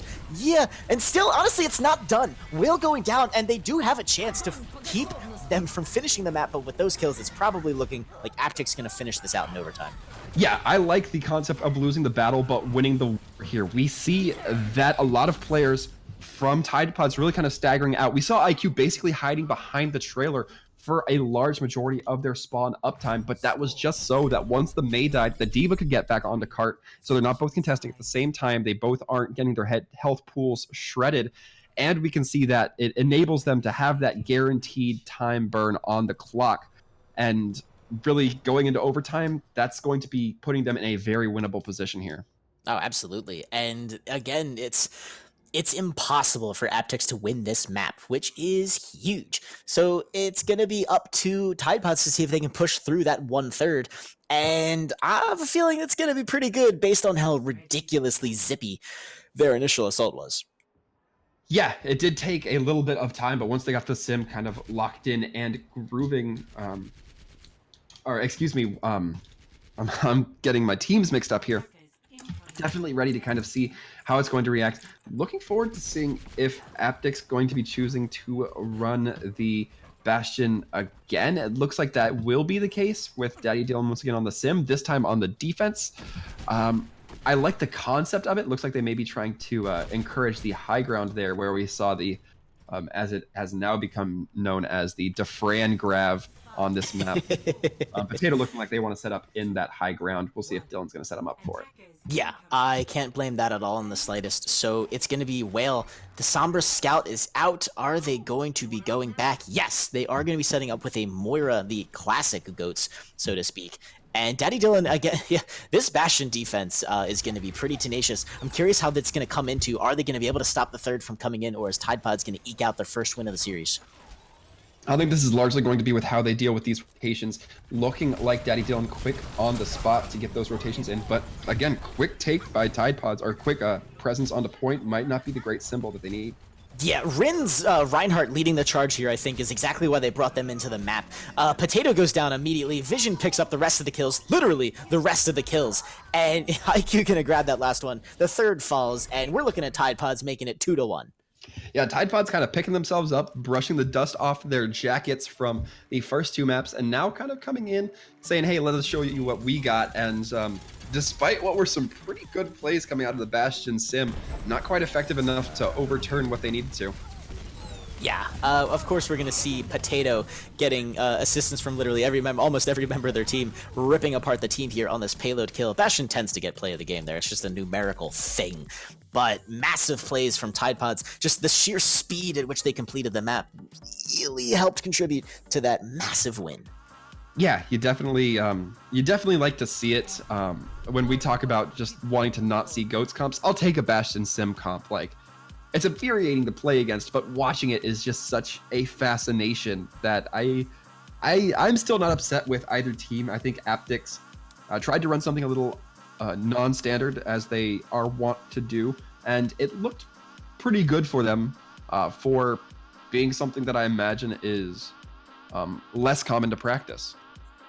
Oh, absolutely. And speaking of which, of practice and whatnot, I think we're seeing exactly why Tide Pods didn't pick up that Horizon Lunar Colony map, as they have immediately banned it. And it's going to be up to Aptix Esports, who will be selecting the next map for play, this being their first loss in the series.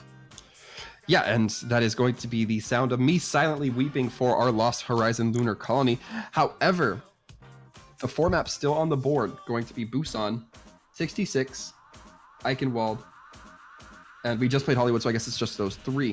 We will not be able to see Eichenwald as we don't see map types going back to back. So with that being said, it's going to be 66 or Busan. Do you think there's a favorite here, 3? I think Aptix, yep, there it is. I was going to say Aptix is going to be going for Route 66. They've already picked up the win on Dorado. They've shown some incredible proficiency with the map type and their particular playstyle, which lends itself to some very interesting compositions. Route 66 absolutely enables that, and I think we're also going to be seeing some more of that Potato Widowmaker. Yeah, we typically tend to see the 4-1-1 composition as it is, the Hammond and quad DPS come through, especially on that first choke, or not the first choke, but that first stretch on Route 66, where the payload just basically has to move forward for 60 meters or whatever the case may be, and you just have long sightlines where you're really able to utilize Pharah, Widow, Hanzo, Soldier, what have you. So I think it kind of makes sense as to why Aptix would be leaning kind of their weight onto this map. Oh, absolutely. And so that being said, with the Tide Pods going to be saving a hero here, I'm curious as to what hero they're going to save. They're not going to get the ban here. Aptix, if they want to, is going to play Widowmaker unless they themselves decide to ban it, which honestly would be kind of funny. But Tide Pod's going to be saving a hero here. I'm curious what they're going to save. A ban on Lucy. Yep, there it is. Arizona's Tide Pod's going to be saving the Lucio, going to be selecting to remain on attack. Definitely a good pick for Tide Pods, who have shown some of the 3-3. Yeah, I think we were both about to make the 3. But I was about to say I think Aptix looking confident enough on non-GOATS comps where they can ban Reinhardt and pretty much walk away from it. No repercussions. If he were just removed from the game, Tide Pods might have a little bit different of a result. And because of that, we're going to be seeing Aptix actually go through with the Rein ban. We are just waiting on the teams to be ready here. But overall, I see what you're doing, Aptix. I like it. I'm not going to lie. I'm a fan so far. But speaking of fans, tell us who yours are, chat. We wanna see your votes in the chat. Maybe you're really liking some of the players on Aptix. Maybe Tide Pods are really tickling your fancy. Just throw it out there. We like hearing what you guys have to offer. Because I say it all the time. Me and 3, you hear us all the time. We're not always right. I think if I ever said I'm right all the time, it would actually just be par for the course because, of course, 3 is never right. So with Aptix coming out on the defense first, because Tide Pods elected to start on offense, that's important to remember. Also, the ban onto Reinhardt, interesting. Yeah, Aptix can absolutely get away with it, and that leaves the Winston-powered 3-3 if Tide Pods still elect to run it. Also, cheers to the chat for throwing us some love. We love you guys too. Make sure to tell all your buds about the ridiculosity of this tournament because I guarantee it's never a dull moment. As with 5 seconds remaining, that means I've chatted it up long enough that I don't have to make comp predictions. Yeah, that's going to be an alt 3 to the rest of Twitch chat from me too as well. But looking forward, I don't think we are too shocked to see that Aptix going to be running Garen OP on that hamster ball, on the wrecking ball that is. And I mean, I'm overall very pleased to see it. Sombra going to be making a reappearance since her health pack nerf back in the day. We haven't seen too much of her on this map, at least not at the competitive levels, pro competitive levels, that is. Oh yeah, and can anyone really wait? Riso on the whoa, Riso. All right, there it is. Phew. Okay, Riso. There they are in the Hanzo. But Carfixer, yeah, interesting. They're going to be also rocking the Soldier again, and maybe they're possibly expecting some of that Pharah play since they banned the Reinhardt. But I think what they are actually going to find is going to shock them. Yeah, Maddie almost going to be hopping onto that. Not quite in the end. Looking like they're considering some dive with a sniper. I can't say I disapprove. Whale going to have to be very careful of Potato, though. We've seen how that match goes, particularly on Dorado. Oof, and it's going to be being focused out of their preferred sightline. And Potato is going to be, again, having that massive Dorado excellence. This choke is practically a sniper's wet dream, as they pretty much have their fair, free reign. And Garen OP just waiting for that moment to go in. Meanwhile, Rin also waiting for that big chance to open up this dive. Yeah, absolutely. I think that the dive is going to have to really be focused here. That's going to be hard when we have so many long-range players. Oof, Daddy Dylan's gonna start out with a D-Mech onto Diva. IQ going down, Riso gonna find the Storm Arrow kill onto Whale. That means Potato gets to go absolutely crazy, almost getting caught out of position there by Maddie, who gets focused down, not too much, but they are gonna be pulling out, but then Arizona gets popped! Head hunting time for Potato. Yeah, indeed, I think this is going par for the course. We generally see some very strong DPS play coming out, and it's basically like having four main DPS players. There's no off tank, there's no off support. It's just all DPS for the Aptics team. Yeah, nasty setup, and it looks like, ooh, Maddie's gonna be getting off the Genji onto the Hammond to try and do a little bit of a counter. Wow! Bold of Whale to show their face into Potato's sights. But Maddie possibly gonna be trying to dive in there, but instead they're actually gonna get popped out by the one they sought to kill. And Vision's doing a great job of holding that Widowmaker at bay. Potato getting rather pocketed by the Mercy means that they're gonna live long enough to see Garen OP finish it off. And with 2 minutes and a bit left, this is looking like a very good defense, and Tide Pod's gotta shake something up. Yeah, and this is really kind of a hard decision by Tide Pods. What do you necessarily shake up here? You're already running dive, and it doesn't seem to quite be doing the trick. Daddy Dylan going to be hopping onto it, or excuse me, a Whale going to be hopping onto that Tracer, perhaps trying to get at the sniper line, but even then, it's still pretty questionable about how much success, how much value you'll find with it. Yeah, interesting. And again, Maddie's still being focused on that Hammond, but all he's doing right now is, woof, what an incredible shot from Potato onto Vision. But right now, all he's doing is feeding ult charge. Yeah, and I mean, Potato absolutely locked in on these spawn lines. Basically, anybody walking out of spawn through the main door is going to be victim of Potato. And like I said, it's a tough Widow battle. Yeah, Riso also going to be providing some support on that Hanzo. He knows exactly with the thanks to his Sonic Arrow where that's going to be. Nano Boost going on to Rinholm, though. This could be big, as that monkey is going to be angry and looking for some shocking action. Yeah, and they're going to get the cart moving a little bit, but the Nano Boost not really able to find too much net value. These DPS able to play so far apart that really the Mercy just hops onto one. If the Mercy gets in trouble, she hops, and then when the dive refocuses, she just goes back and reses. It's a tough spot to be, but it's looking like they're going to overcome. Tide Pods are going to overcome and get some more cart progress, really get it moving towards that final, that first point. Yeah, that was a massive play, and the ult advantage is present for both. There is no ult advantage. Potato's going to be popping the sights early, and they are going to have a fight left, but Tide Pod's looking in a very good position to fight it off. Yeah, both teams are running that Hammond. However, Rinholm on that Winston going to be the tanking difference. The mines we're going to be seeing come out not looking like they're going to be doing too much for the time being, but we'll have to see as the fight continues. Oh, the Rinholm gets the nano again, and he is making excellent use of it. Micro is going to bring Daddy Dylan back up. Riso goes very close to some mines. But Whale had gone behind the team, but he gets found by Riso anyways. And Mercy gets the Discord, and they do go down almost immediately. Potato also gets focused down as well. Riso, I don't know if they're going to be able to save this. Yeah, very doubtful that the one Hanzo will be able to. Carfix are going to be trying their best, bringing out the TAC visor, taking out Vision, but at the end, I think they're willing to throw that ult away because they're just going to be swapping off. If I had to make a guess, it seems a little wasteful otherwise. Absolutely, and just, hope. And there it is. Carfix are going to be swapping onto Soldier, going to be grabbing a bit of the switch there. Nope, there he goes. He goes running right out, and I think, wait, no, he got me. It happens. We're going to be seeing the Sombra come out instead. I believe we saw the Sombra at the beginning of the round, so not needing or not feeling the need for that focus damage. Perhaps the disabling capabilities of the Sombra, the infiltration capabilities as well, going to be very useful in their eyes, in Aptic's eyes.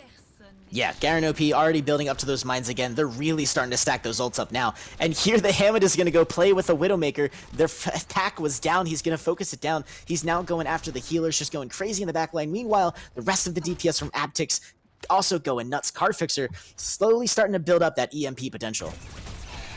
Yeah, I mean, we're going to be seeing it. You speak of ultimate like potential here. We're going to see everybody but Carfixer just have their ults online for the defending team Aptix, as Potato going to be using those infra sites, really reading those pushes, and they're going to be able to tell that they're going through these upper tunnels here. Yep, but a very well-placed shield by Rin means that they're going to get through unmolested, and Rin also has that big thing going. He is going to, despite the dragons coming in, just going to muscle through it, power through, pop that rage, and that is the kind of tank play you like to see. However, the rest of the DPS, again from Aptix, going crazy, and that's not going to build a lot of space clearing or damage, but a big nap onto Garen means I don't think he's going to be getting out of this alive. Yeah, it will certainly be tough. He will be getting out, if anything, with a lot of ult charge surrendered. Still walking away with life, though. Man, that was fast. Never seen a hamster move so quickly.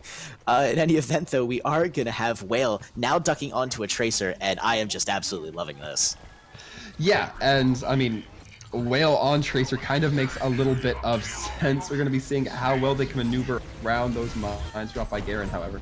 Oof, and Vision dropping the Discord means the Tracer gets to go to town, Potato goes down, Riso goes down, it's Tracer time, baby. Mercy, you better fly high in the sky, because there is not going to be a lot you can do against that, and Potato actually going to be forced to switch onto a Tracer to counter. Yeah, Vision bringing out that Transcendence, really helping to keep their team up. You want that sustained, especially if you know it's going to be your potentially last fight otherwise. And now I think we're starting to see the breakdown come through a little bit more in favor of Tide Pods. Maddie dropping those mines, meaning that the attacking team not going to be able to do a ground push right out of the gate as quickly as they might like. Yeah, both Tracers have their dodge, reload, their ability down, and Riso's gonna fire the dragons into it, but he gets focused down by IQ, which means, and the big nano onto Rin is just gonna go crazy. Daddy looking to build up to that barrage, but it looks like it might happen. Potato's gonna find Vision in the background. There goes the barrage. Big kill onto Rin, the D-Mech onto the Diva. This could be just what Aptix ordered, but Tide Pods made some incredible progress here. Yeah, and the overtime clock will start burning down pretty quickly. However, Whale just going to be the last one, but as they get cleaned up by Riso, immediately going to be hitting that end game button, getting it almost to second point, but not quite getting all the way through Streets phase. Ugh, and wow, a great push through Dorado. Again, it's actually kind of important to even get through that first point to begin with. That they could is massive. So Aptix is going to have to, double down on their Dorado pick. And again, Tide Pod's getting that much their attack initially, they probably have a defense in mind. Yeah, I would hopefully imagine so. You don't get to be that kind of as high a level if you don't, have at least a standard plan for your team moving on to these maps. Who knows, the Rhine band might kind of be a little bit difficult, which, I think we saw that really kind of being the biggest impetus for the Tide Pods, especially in that first phase where it was just little long sight lines, as I mentioned before, not really able to utilize a lot of shield coverage. Yep. And that being said, it's going to be super interesting how that's going to go, given that the defense now could feature possibly the Orisa, depending on how they want to set it up. Maddie going to be possibly getting onto the Symmetra? Nope, they're back at spawn. Yes, I didn't commit too much. I kind of just floated it out there. And instead it is going to be the Brigida. But yes, they are going to be grabbing the Orisa and a Bastion of their own. Ooh, this is interesting. They're not going to have the relocation ability since that Lucio is also going to be off the field for the time being. So I'm curious if Whale's going to be committing hard with Rinloam to this high ground positioning. My apologies to Rin for the way we've been pronouncing their name. I'm sure it's wrong in one way or another. But that being said, the Bastion on top of Big Earls, we're going to see if they're able to leverage it. Once again, the massive amount of DPS coming through for Aptix. No shield or no tanks this time. Yeah, and Potato not running back to spawn immediately to maybe switch to something other than this Widowmaker is pretty interesting. That means Aptix still thinks they have a shot at pushing this through, and the Orisa shield's uptime, possibly one of the best in Overwatch. Garen OP getting in there with his Hammond might not necessarily be enough to pop this up. Yeah, indeed. I think Daddy Dylan going to perhaps be the biggest threat to this team. Not a whole lot of fast damage going to be able to be applied to the team on top of Big Earls, especially with that 800 per activation shield up, but getting knocked down really going to be a disadvantage, as we're going to be seeing here. Wow, MVP right now, make sure to keep voting in that Twitch poll, and Garen OP going crazy, making a case for it as he manages to break up the composition. Potato almost focusing down that Bastion, but not enough damage, maybe enough to force them away. But Aptic's going to be pushing through this first choke a lot faster than Tide Pods. Yeah, and the advantage of having Daddy Dylan on this Pharah on the attack is that you're able to kind of muster out this upper choke area on the top right, leading next to the tunnels, meaning that they already have limited one path of direction. They'll know which directions the defense are now only, the few directions the defense are going to be able to go through. Yep, and there it is. It's going to be very early picks now. Arizona going down. The IQ getting focused down a bit. Rin also going to go down. The barrage coming in, grabs Vision first, D-Mex, and annihilates D.Va later. And it's going to be Whale trying to do a little damage with that Widowmaker, but unfortunately Micro is going to go full Neptuno on them. Yeah, it looks like Whale at the very end of that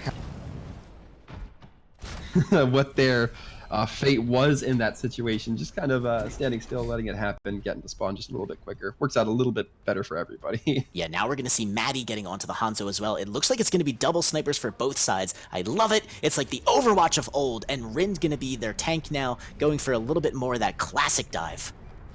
Yeah, I think that the dive is probably their best bet. I'm assuming that Hammond is not a strong character within their roster.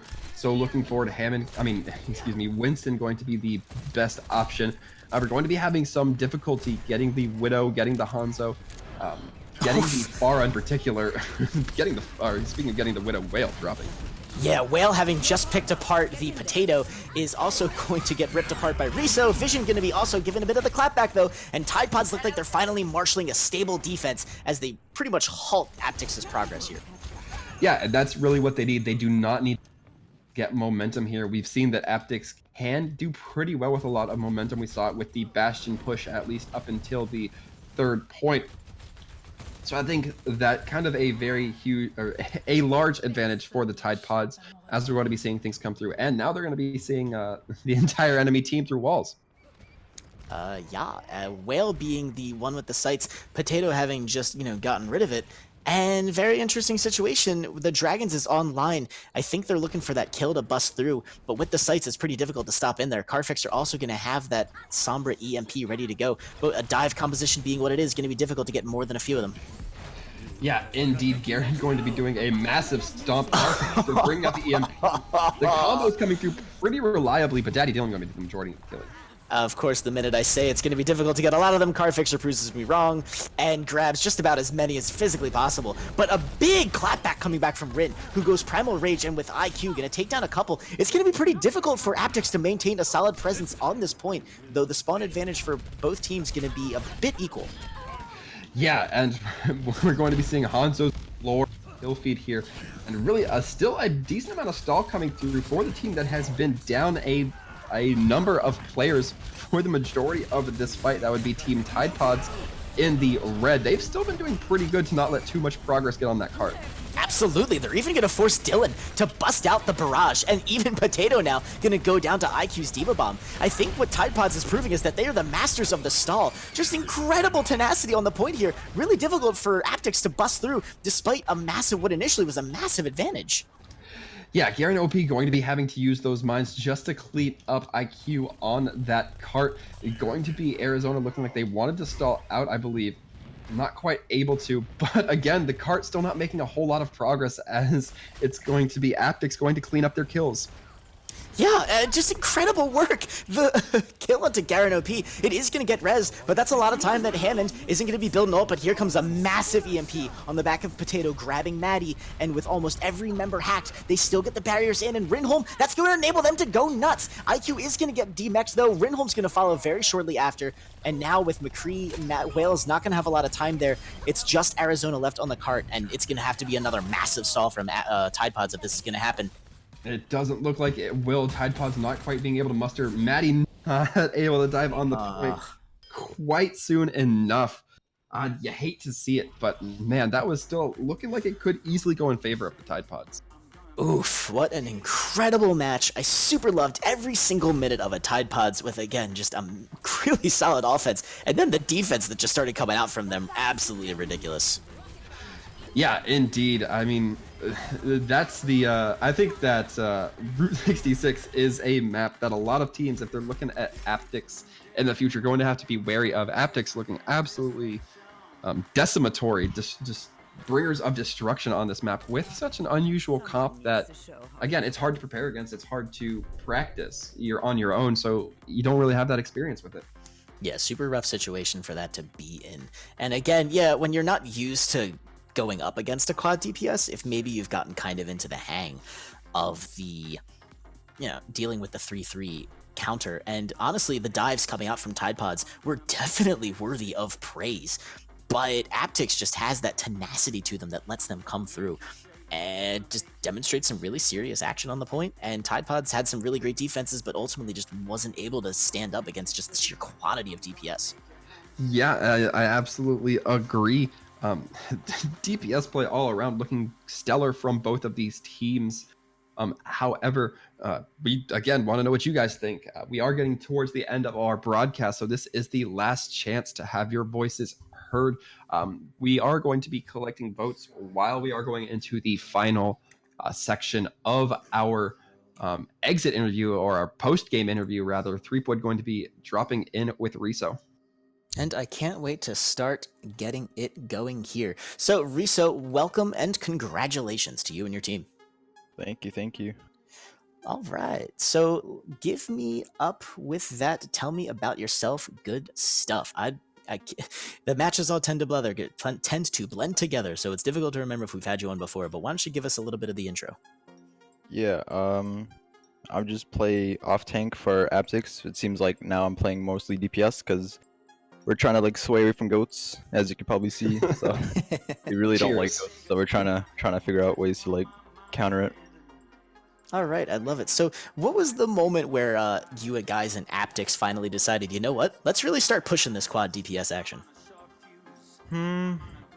It was, I'd say we were 50-50. We played goats 50% of the time, and then we played quad because we got advice from a coach that quad really does well against goats. But I'd say for the past 2 weeks or so, we've been really pushing it because we've seen success with it most of the time. I mean, hey, good stuff. So you mentioned that you used to do some tank, now you're switching over to the DPS. Do you have a preference for either? Personally, I think Zarya is really fun, but in goats, whenever we play, I play D.Va, and D.Va's fun, but she gets really stale. So hold left click, maybe do some peeling. Yeah. The only fun thing about D.Va is eating ults. That's the best. Definitely agree with that one. So we're gonna hit you off with that one last question. So when you guys were coming out of that loss, how were you guys feeling? We were mainly confused for the most part. We knew we played sloppy, but we didn't know how to at the moment we didn't know what really was going on. We were focusing on coordination, but for some reason, I guess once we look back at it, we will see what happened. But we didn't really mind it too much. We just focused on the next game. We had no struggles. Good job. Next fight indeed. So thank you very much for joining us tonight. Congratulations again to you and Aptix Esports, and we look forward to seeing you again. Thank you. Speaking of which, we look forward to seeing both teams again. We're definitely not going to be seeing the last of the Toronto Tide Pods because they will be into the losers bracket, where I have no doubt they'll make a strong standing. Yeah, absolutely. We in these main brackets, we never see last teams. It is once they have hit those losers brackets that it really tends to be all or nothing. So who knows? We might be seeing the Toronto Tide Pods take it to the finals. It'd be really something if we saw them go up against Aptix once again in kind of a grudge match. Speaking of which, in terms of grudge matches, Waltham, you looking at this Twitch MVP? I am definitely seeing the Twitch MVP for the first time. I don't think I've ever seen this situation happen here. Yeah, it's going to be Garen, OP, and Riso both grabbing the MVP in a big tie, so congratulations to the two of them. Yeah, indeed. Congratulations to Garen, Riso, Congratulations. I know you're still in chat. I know you can still hear me. Congratulations to Aptic as well. And Tide Pods, don't want to leave them hanging. They definitely performed very well. Overall, I think everybody kind of played to a very satisfactory, at least from a caster's point of view, a very satisfactory level. I loved watching the games, and I hope our audience did as well.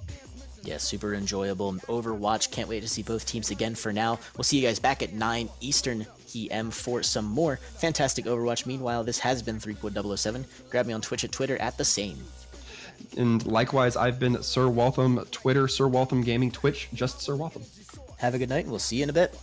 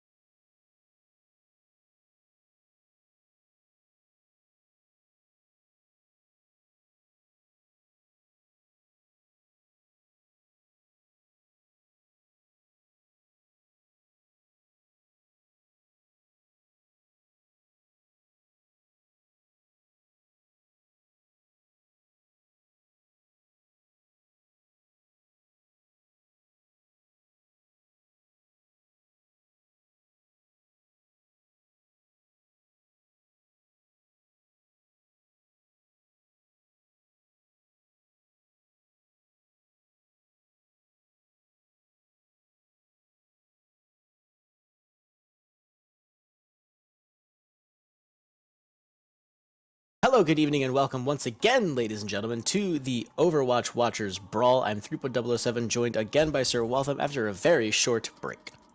Yeah, it certainly did not feel like a whole, but I got another good game coming up this time between Spirit and Team Horizon, unless my roster deceives me. Doesn't look like it is, though. No, it is definitely going to be Team Horizon and Spirit. Both teams have been making short work of their opponents in the winner's bracket thus far. So it's going to be an excellent match, as for the first time, one of these teams is going to inevitably suffer a defeat, be sent down to the loser's bracket where they will continue their journey. However, for now, it is probably going to be a pretty heated match. Yeah, the first map we will be hopping onto going to be Lijiang Tower. Now, Threep, for those who were able to just catch this Aptix Tide Pods map, we did not see any Pharah go into effect on Lijiang, if I'm remembering correctly.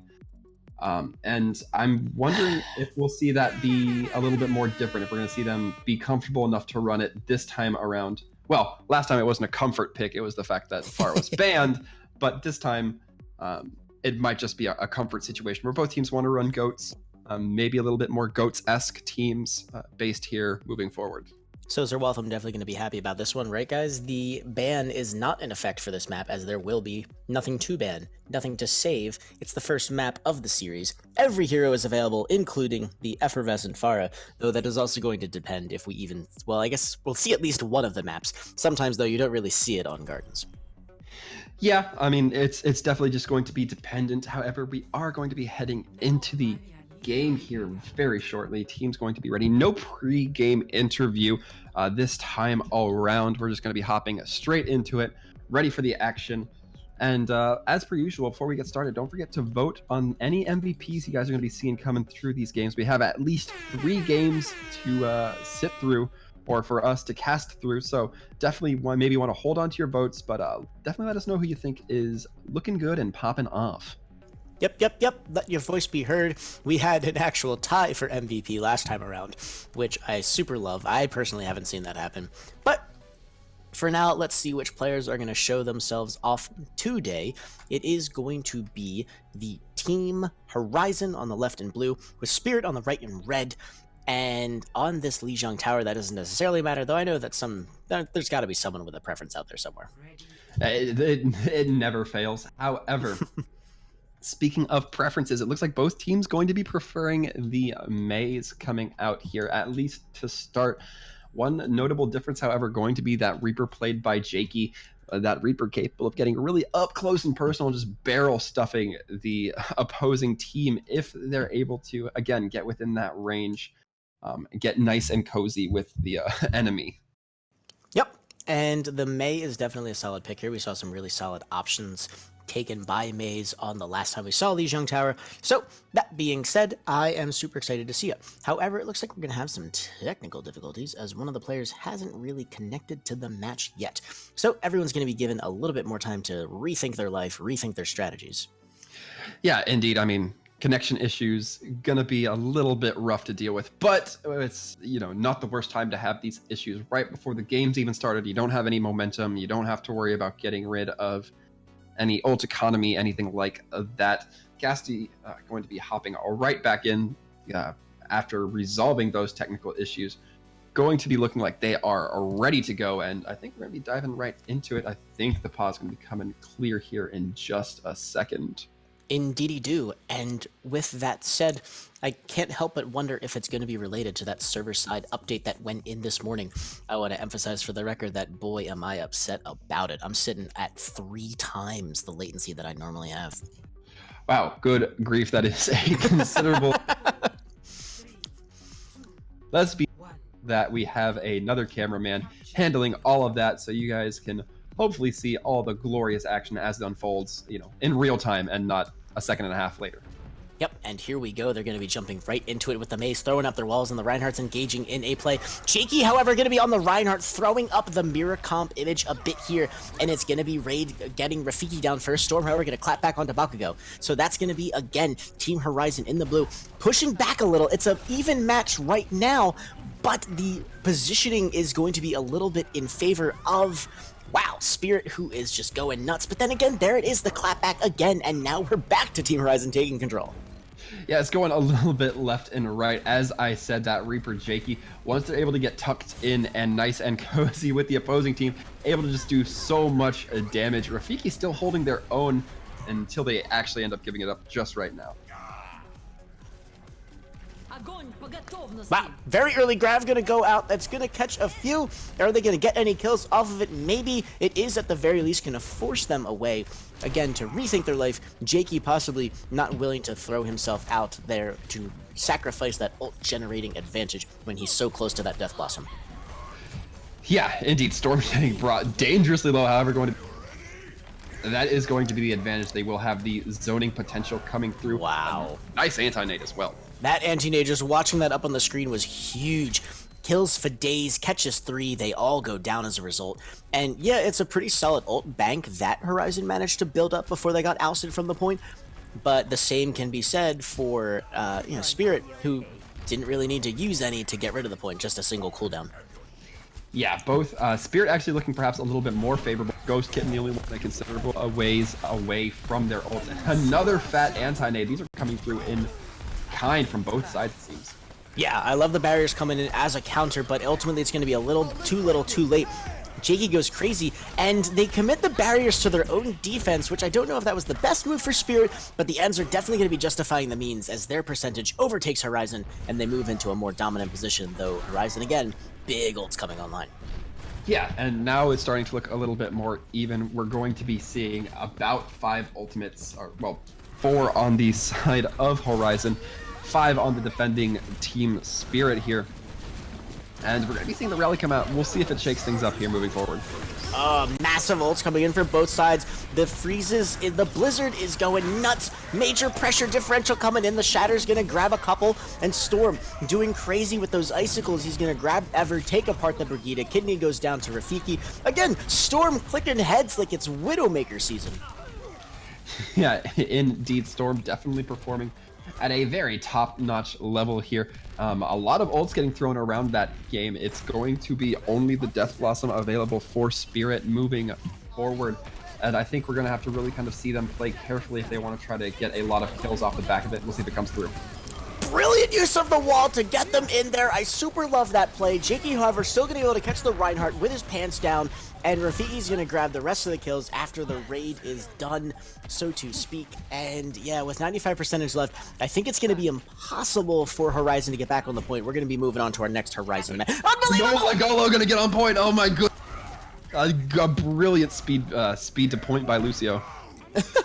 Once again, 3-point scuffs himself, and despite, however, a little bit of legging action coming from Legola, who legged it to the point so quickly, it looks like it's still going to be Spirit getting a leg up on Team Horizon. Am I done with leg puns?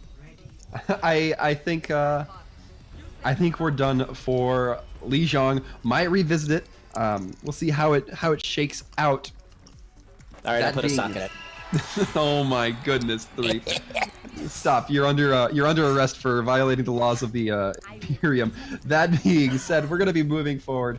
We're gonna be seeing, it looks like the twin DPSs of Pharah and Widow coming out from both sides, or Storm gonna be switching onto that Tracer. Some Pharah action going to be coming through, Pharah Mercy action coming through. And I'm curious to see, as per usual, my curiosity going to be making me want to see how this shakes out. Yeah, the Pharah duel is going to be pretty awesome. The Bakugo on the Widowmaker, though, going to be interested to see how Storm's going to handle that, and I think Storm handled it pretty well. Immediately finding Widowmaker's head, murdering them. I think they're lying in wait there, seeing if the Mercy's going to come around. They're not going to be doing it, and instead, Bugo's going to be given a little bit of that clapback again. Raid is going to lose that Lucio duel, and the point going to be going now to Spirit, who do a fantastic job of cleaning it up. Yeah, I'd really like to point out Rafiki and Casti looking pretty coordinated right here, both knowing to jump that baby diva once getting demeched as well. Everybody in that little corner pagoda building. The coordination from these tanks looking pretty solid. A lot of times we don't see coordination that strong. We see tanks kind of splitting off and doing their own thing once the fight breaks out, but those two looking pretty decent so far. Yep, and there's the counter pick going out. Bakugo dropping away from the Widowmaker onto the McCree, who does do a fantastic job of locking up that Tracer. However, it is going to be up to that McCree to maintain presence with his team, as he is a very fragile little character when away from any sort of shields or peeling. Yeah, very dangerous considering Storm has the pulse bomb. It's going to go out, not going to be finding anything. Ugh, massive kills coming in. Again, this little offense going to be picked apart pretty quickly, but the ults now coming in for Team Horizon. There's going to be answering ults of their own from Spirit, but it's still looking like a pretty even matchup in terms of that bank. Yeah, and we're going to be seeing Freya, Legola, and Kidney all having their ult come online. Probably very early into the fight. Raid going to be quickly picking theirs up. Ever already having that rocket barrage. However, with the there's no D.Va to counteract that, so going to be a little bit more free to drop that at will than Jakey might. Yep, Jakey, however, going to be a little interesting here. What is their timing? They have control of the point. Do they save it for that retake? I don't know. It looks like they might. Oh, and it's going to be the counter, the preemptive barrage from Ever, ripping apart Jakey, and it's going to be kills going very much in favor of the Team Horizon, who are doing a fantastic job of clearing Spirit away from the point. Bakugo also going to go down to Cassie, however, so the stall, committed with the D.Va Bomb, very intense from Spirit. Yeah, and it's a little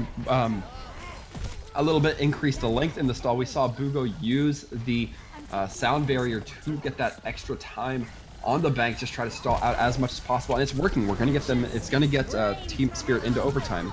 Wow, a turn from a stall has turned into a flat-out retake. It's still a 1-to-1 though. Bakugo puts the blade! Casty eats the Jedi anyways, and Bakugo goes down. Jakey does end up killing themselves, but again, what turned into a stall has turned into an all-out brawl. But I think it's still going to be going in favor of Team Horizon, who just is maintaining a fantastic man advantage. Yeah, Horizon not been losing as many players right out of the gate, not been their mid-fight kind of advantageous. Ghost Kitten popping that Valk just to keep the point active, but not going to be, and it will have to be a full hold here from Team Horizon if they want to take this sub-map. So it's going to be pretty interesting. Spirit has a number of choices that they can go with here. It looks like, however, they are not going to be switching off of any of their heroes, instead sticking with this composition that's been working so well for them so far. Freya does manage to get back in mech though, so that's going to be an interesting situation for Jakey building his ult back up, whereas Ever is already set and ready to go. Yeah, the D.Va Bomb coming out, going to be landing onto a ball. Pharmacy to get caught out by that. Yeah, I think that jump at the last minute actually kind of doomed him. He looked like he was pretty safely entombed inside his protective little bubble. However, that's going to still, again, be one more ult that they're not going to have for the retake, and they are definitely in one-fight territory. With Ever's Barrage coming online, it's going to have to be able to counter a D.Va Bomb, Storm's well-placed Pulse Bomb, which is probably going to happen, and Jakey, again, coming out with Barrage at a Primal Rage as well. Yeah, when you're talking about the Rocket Barrage, it's going to really be up to Freya to try to get that D.Va Matrix onto Evers to make sure that as little damage comes through as possible. But getting DMAX, that's going to be costly if they do decide to use that Rocket Barrage. Oof, and barriers opening the fight, but Ever goes in with his Barrage. He grabs Rafiki, but Jakey manages to pick him apart. He drops the Barrage of their own right into a barriers and cover, and he instead is also going to take taken down by Bakugo, who is now swapped onto a Tracer of their own to go to town. And they immediately pick up Storm in the duel, and it's going to be an incredible hold from Team Horizon. And they have their work ahead of them, though. They still have a couple fights that they're going to have to win. Yeah, and looking at the ults coming online for Team Spirit right now, they do have a lot of stalling ultimates, but not a lot of great pushing or capitalization ultimates. They're not going to have the D.Va Bomb, they're not going to have the Pulse Bomb, they're not going to have the Rocket Barrage. But we look at the other side of the the other side of the board. Bakugo going to be having that Pulse Bomb up as well, able to get a lot of burst damage, able to get some early capitalization. Not really going to be netting anything with it though. Yeah, dueling Valkyries going crazy. They're going to keep both of their teams alive except Jakey's, who manages to eliminate Freya from their mech. And that's going to be a D-mech on Nakasi. Both teams without their divas. Freya's remech kills Bugo. What an incredible disrespect. And Team Horizon now with the 99-99 are looking very comfy sitting on this point, despite an angry scientist going nuts on it. Yeah, absolutely. It's going to be Rafiki trying to keep just as much many toes on the point as possible. Pulse Bomb going to be going on to Cassie, might be ending it for Team Spirit here, but we're going to be seeing as the stall comes out from Bugo. Ooh, and they are going to get the Pulse Bomb, but Storm does go down almost immediately. Raid having picked up that last kill. The man advantage was too strong. Team Horizon locks it up. We're going to a map number 3 for this particular Lijiang Tower.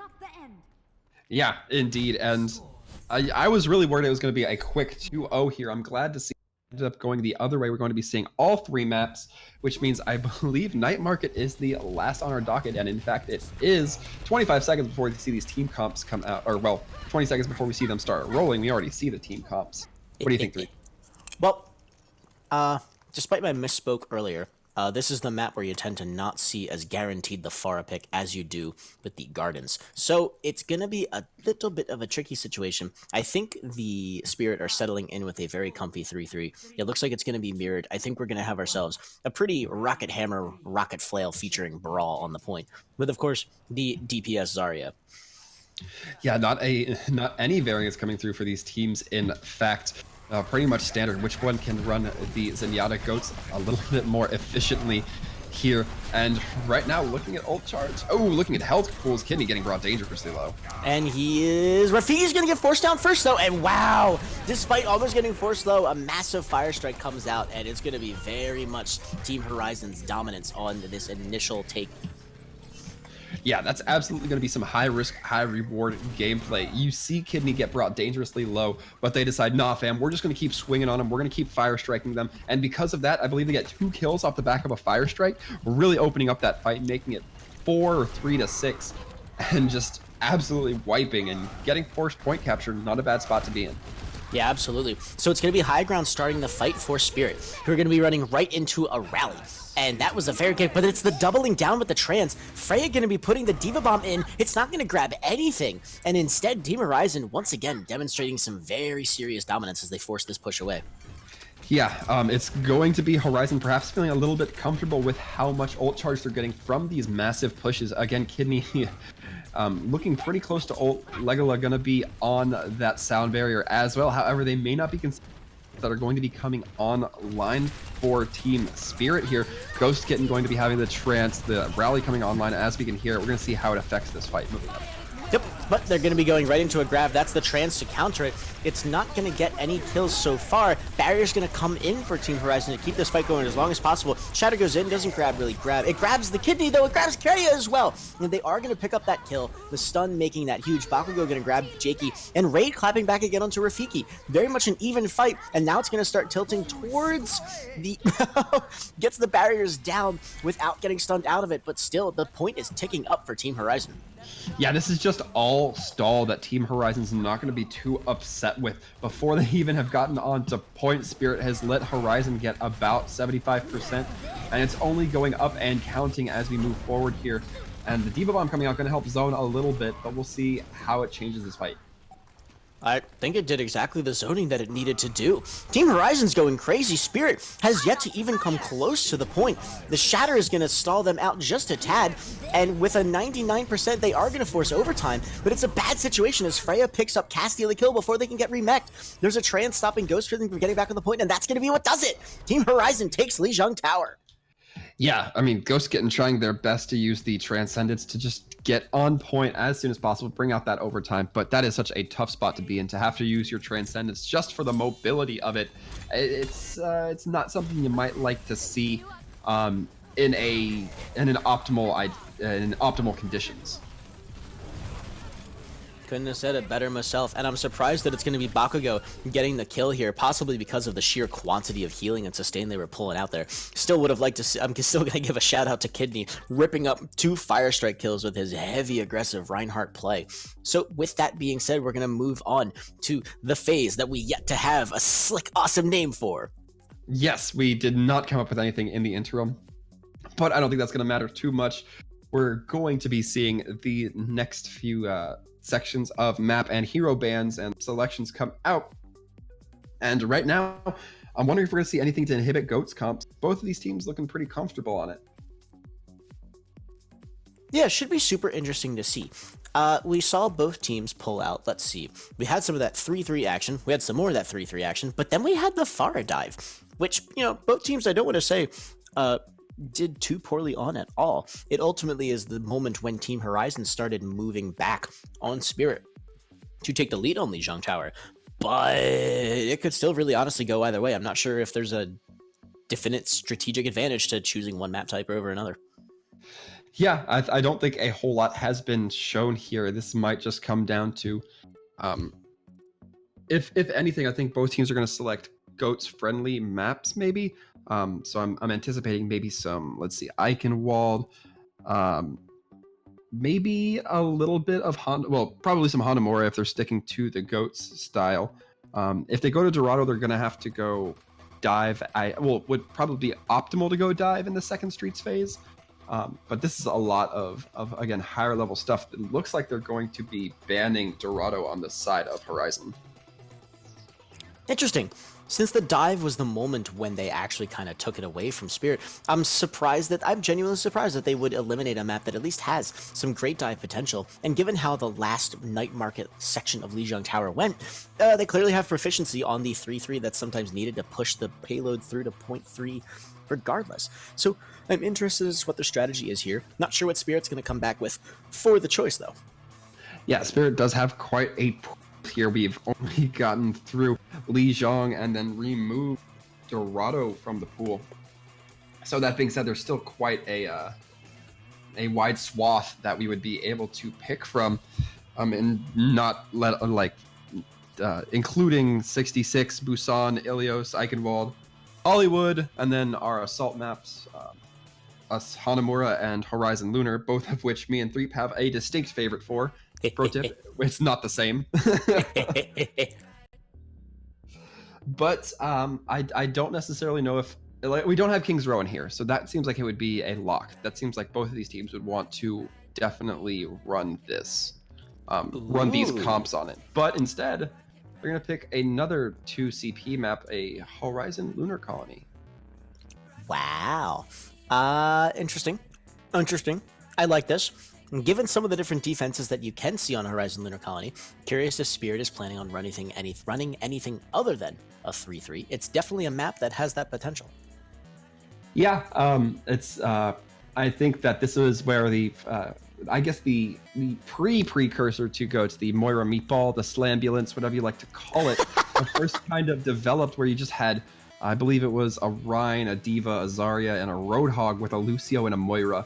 And you just got those tanks on the point as fast as possible, slam into the gut of the defense, and then if you were able to get it first take, you just continue to point with the ult advantage, and typically snowball. We'll have to see how the comps will kind of develop now that it's more of a Goats-focused meta, but it's definitely looking like Diva going to still be available for both sides, while Brig going to be the hero to be banned. Interesting choices. I don't disagree with the ban. I think Horizon Lunar Colony, unfortunately, is one of those maps where you can actually get away with playing something other than a Brigitte. It has also occurred to me that Spirit may be taking their lives into their own hands in choosing Horizon Lunar Colony against a team that is literally named Team Horizon. Yeah, I think it is definitely an attempt to make a statement here. Curious coming from Spirit, whether they will become Spirits themselves or beat Horizon on their namesake map. Either way, there's going to be a little bit of irony here, and it's going to be tense. I'm feeling the pressure for these teams. Yep. Again, yeah, super interesting. This being the moment where Spirit is going to have to take a stand or be left with a match point situation on their hands. But, let's see. It looks like we have possibly a bit of a technical difficulty. We will have to be keeping an eye on that. Not seeing a whole lot of issues. We are going to be hopping into the assembly phase right now, so we have about 35 seconds. But one thing I want to say, Threep, is we talked about this being a Goats-centric map. That is true, but we start to see the more variability come out once the second point becomes unlocked. We see Bastions being viable from certain teams. Widowmaker is able to grab a lot of high ground here that they can really leverage. Maze have the ability to lock down certain pathways that require a lot of time spent rotating if you choose to bypass them. So I think overall, it's going to be interesting once we get the second point for both teams. If I have any anticipation, provided that the attackers don't just snowball. Yeah. Now, as a reminder to everyone, we're one map in. Don't forget to keep an eye on that Twitch MVP poll. If you finally decide, you know what, this is the player for me, let them get your vote and let your voice be heard. That being said, let's move back onto this Brigitte-less defense. In fact, a 3-3-less defense coming out from Team Horizon. Super loving it. Super loving it. Yeah, this if you're not seeing the heavy goat style comps, you're seeing the Junkrat Ori style comps. I like it.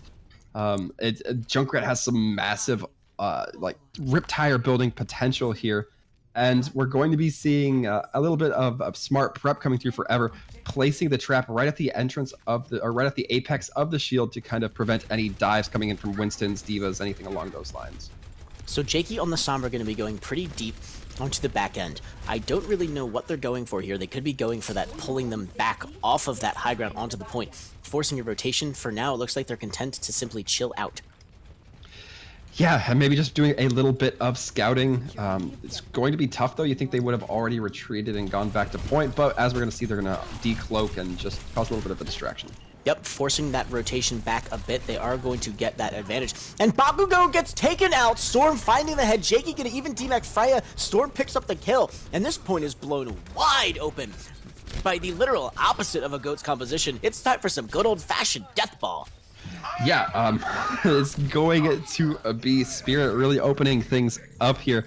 And, I mean, that was just off the back of some, I want to say conniving DPS play. Jakey really taking their time. And once the Diva got pulled, we started to see the defense crumble through from Team Horizon. They just didn't look like they were able to really prepare for being split up so aggressively. And then once you see Storm get the headshot, it was over at that point. Yes, sneaky Jakey, you mean very sneaky, and it looks like that's actually going to force Ever to switch onto a Sombra of their own. Kidney also going to be grabbing the Winston. I almost called him Hanzo for some reason. Bakugo going to deal death and get dealt a hand in return. It's right now an even bit of play on the point, but we all know for Horizon Lunar Colony, having a trade like that is literally meaningless on offense. Yeah, the defense just so advantageous here. You really need an absolutely decisive fight. You need to get 2 kills at least within very quick succession, and then you need to be able to snowball that to really to leave your mark on there. And that's really fortunate for the defense. They had to stop that snowball from coming through, and really it was that advantage that helped them do that. Yep, and there it is. Sombra is in full view of everyone. Huge EMP goes onto the point, grabs 4. Ever goes down to the headshot. Bakugo's going to follow, not after all. But it's going to be an interesting situation because the kills are there, but they have yet to get the tick, and it looks like they might. Nope, that's not going to happen. Storm goes crazy. Headshot onto Rage. Bakugo goes down. The first tick is on. It's 5 minutes and 30 seconds left. Let's see a stall come out big for Team Horizon. Yeah, it's a tough spot for Horizon. We saw the nano boost come out onto Kidney, but as soon as it did, they get hacked, so they can't jump towards the rest of the enemy team. Then they get hammered down, meaning they're just lying down for what feels like the rest of their nano boost, unable to really do a whole lot. And by that point, they're burned down so low, they have to kind of make a retreat to avoid just dying right off the bat.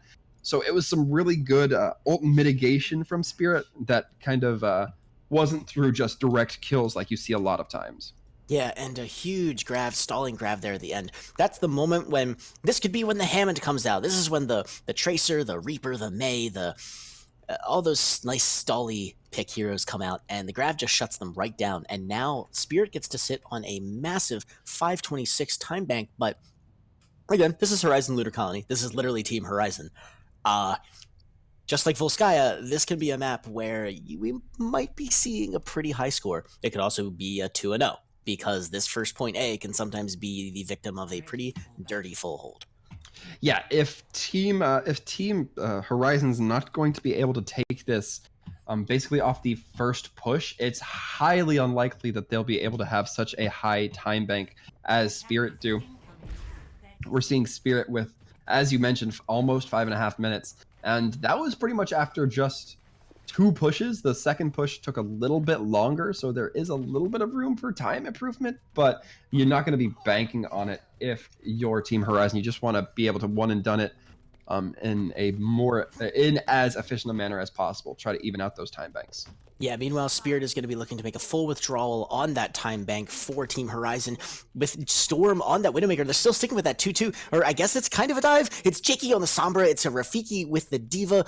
It's very enabled, but going up against this 3-3, a very sustainable comp. The kills are going to be huge for Spirit. Otherwise, there's just going to be no end to Team Horizon's healing. Yeah, indeed, and it's looking like Team Horizon going to actually get a little bit split. Kidney and Bakugo getting separated from the rest of their line. That is a critical looking mistake. Yeah, a bit of a miscommunication, I think, of which side to head up on. However, Horizon is going to clap back just a tad, and kills for them on the offense this time around actually are pretty meaningful, as these walk back from the only spawn in Horizon Lunar Colony for the defense is pretty hefty. Yeah, we will have to see if it's beneficial enough. We're going to be seeing the defense coming through here. Jake almost having that EMP, which can absolutely stall out pushes a lot longer than you might like if you're trying to get a huge time bank, as it seems Team Horizon is. So I think that Jakey really kind of holding the key to keeping this team locked down as long as possible.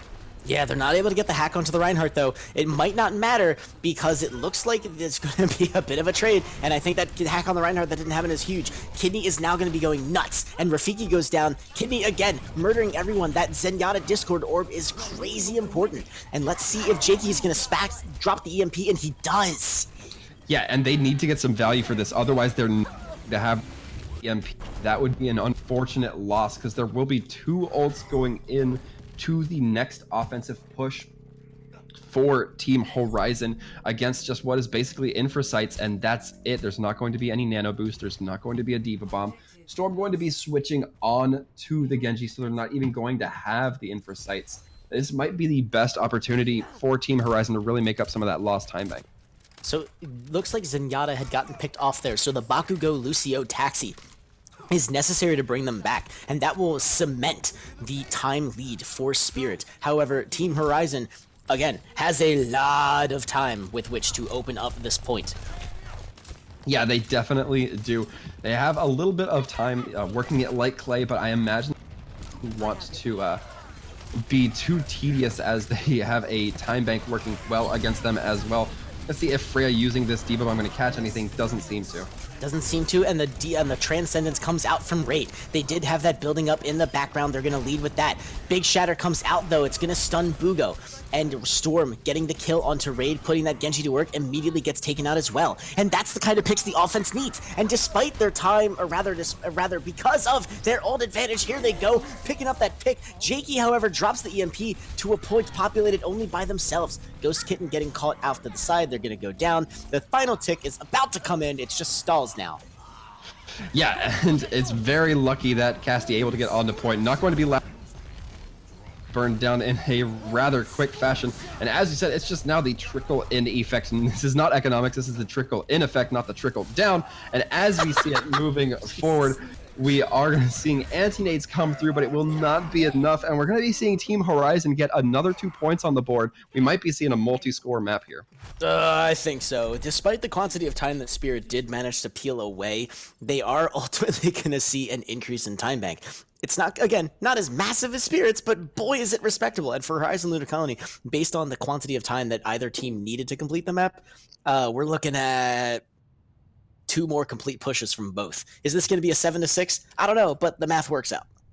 Yeah, and this is kind of why I tend to call Horizon the map first pushes, because a lot of your momentum is going to be based on your first push.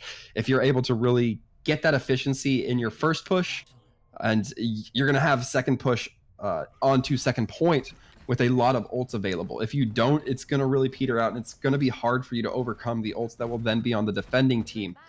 Similarly, if you blow your second first push, you blow your first push onto second point, that is, it's again going to be hard to really pick up the pieces and recollect, because now the defending team has time to get their new comp in position, get it rotated out, and start building those ultimates that are going to be synergizing in ways that may not have been advantageous to run on first point, but now are on second.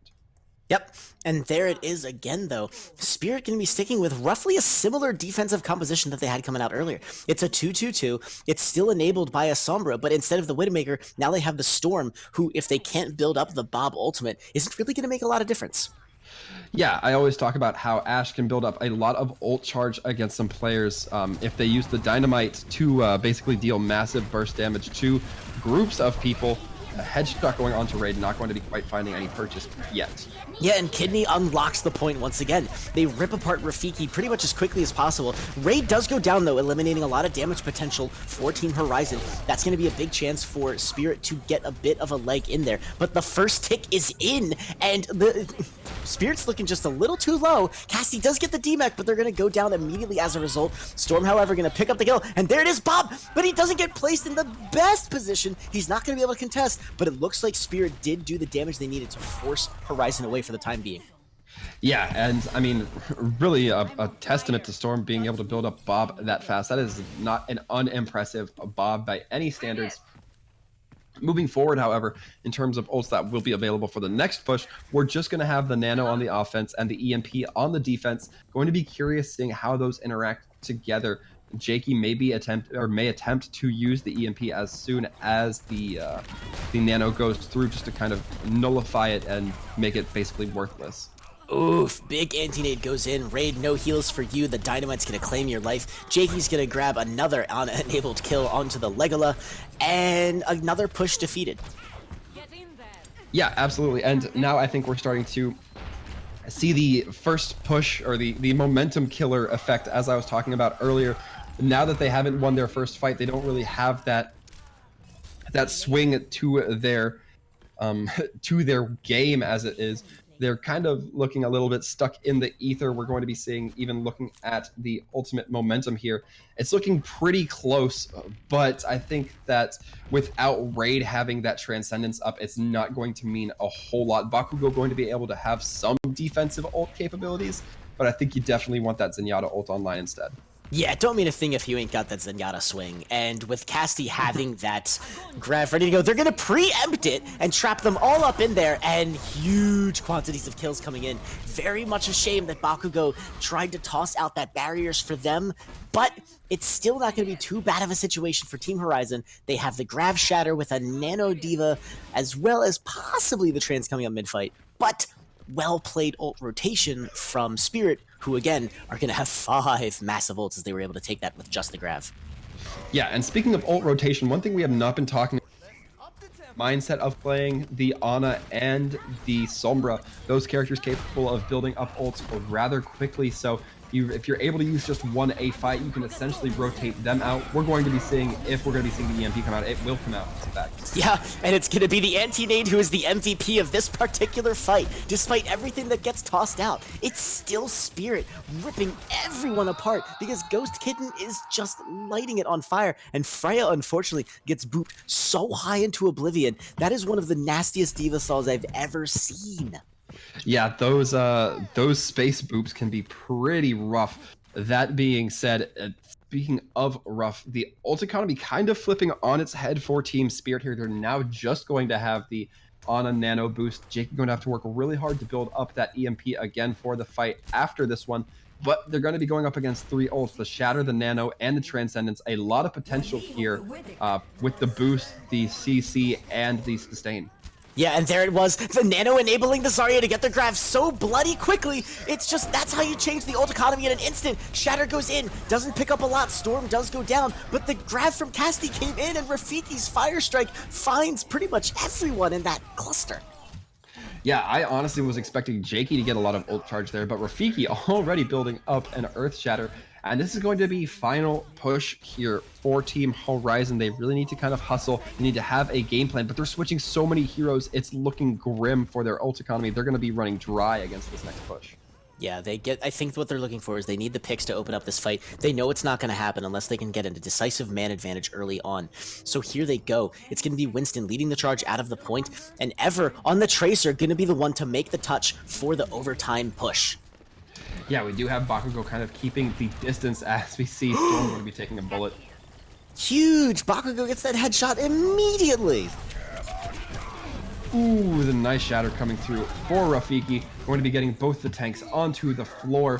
However, despite that headshot from Bakugo, not going to be enough. Yeah, they do get a little more progress on the point, though, meaning that if they can maintain a slightly sterner defense, they actually do win this map. Yeah, and I mean, again, I hate to be the guy who says I told you so. but it's a lot about that first push.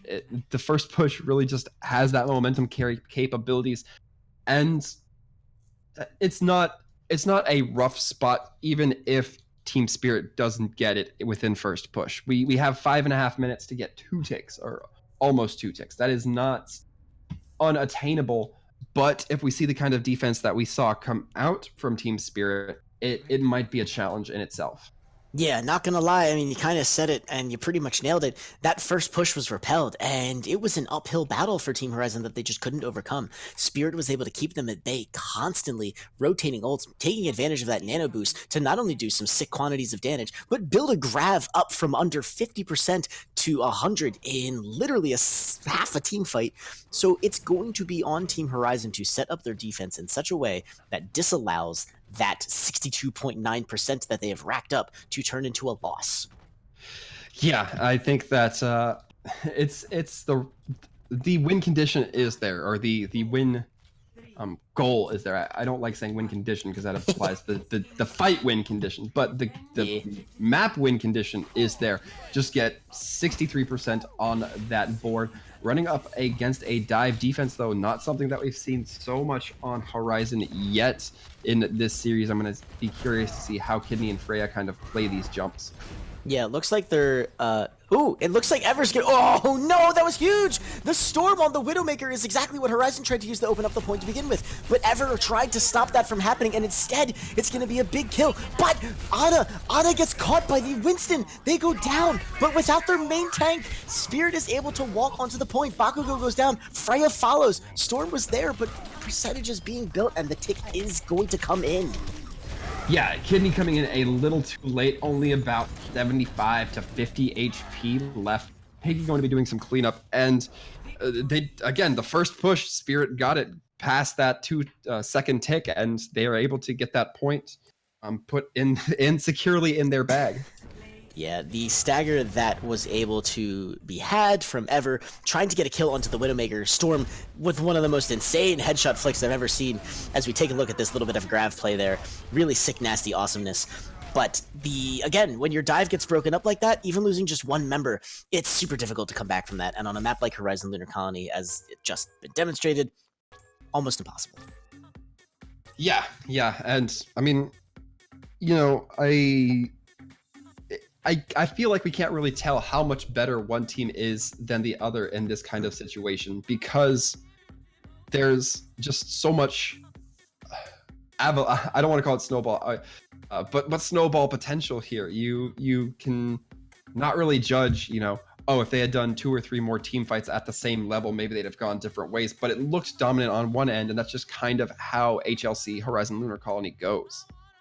Yeah, dirty situation to be in. And of course, not gonna lie, was Storm really solid on the Widow when we've seen them? Yeah. Are they gonna be able to hit that shot onto a melee engaged range Sombra every time? Man, not even the pros can pull off stuff like that, but when it happens, that's the advantage that you take advantage of, and Spirit made it happen.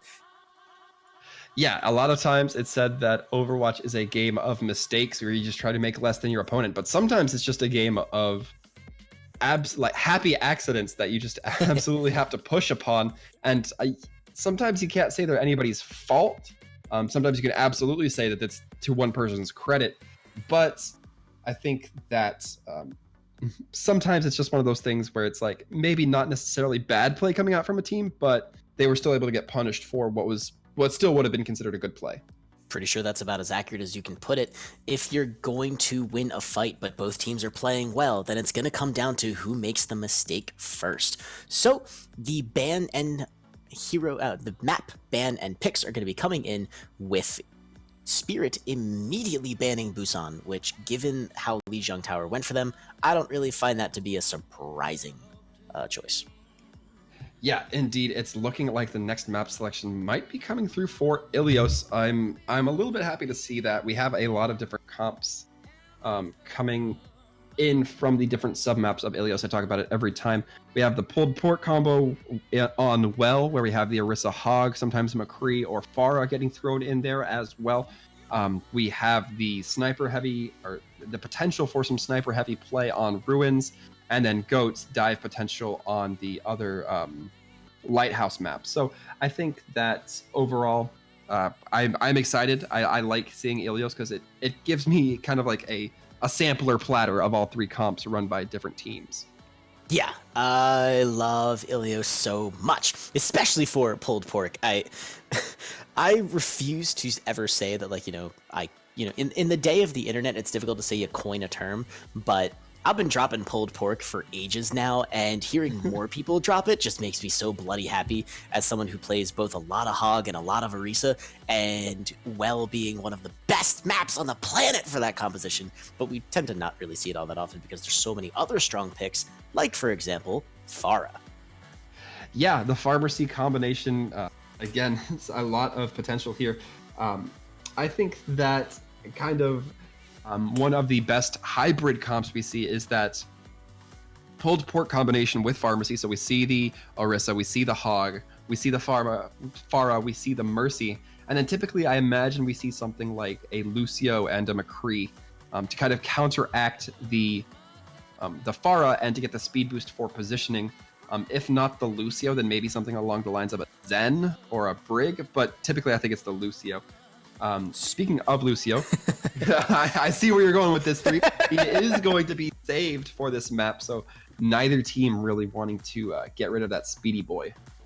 Yeah, that was a rough situation for them to be in, and I think they're going to take full advantage of that option with the ban on the Widowmaker, which isn't just a spite ban. Widowmaker, as Waltham has just said, really fantastic pick for a couple of these Ilios maps, and heck, we've seen it be played to good action on the one map where you probably wouldn't want to see it all that much. So as far as bans goes, yeah, not too bad.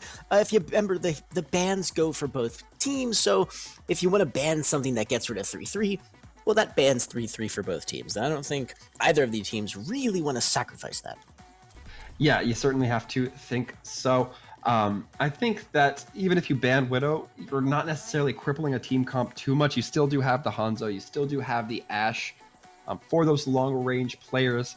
But perhaps the most impacted map by this Ruins is going to be our first map on the chopping block here. So no Widow on what I would consider the Widow-centric map moving forward.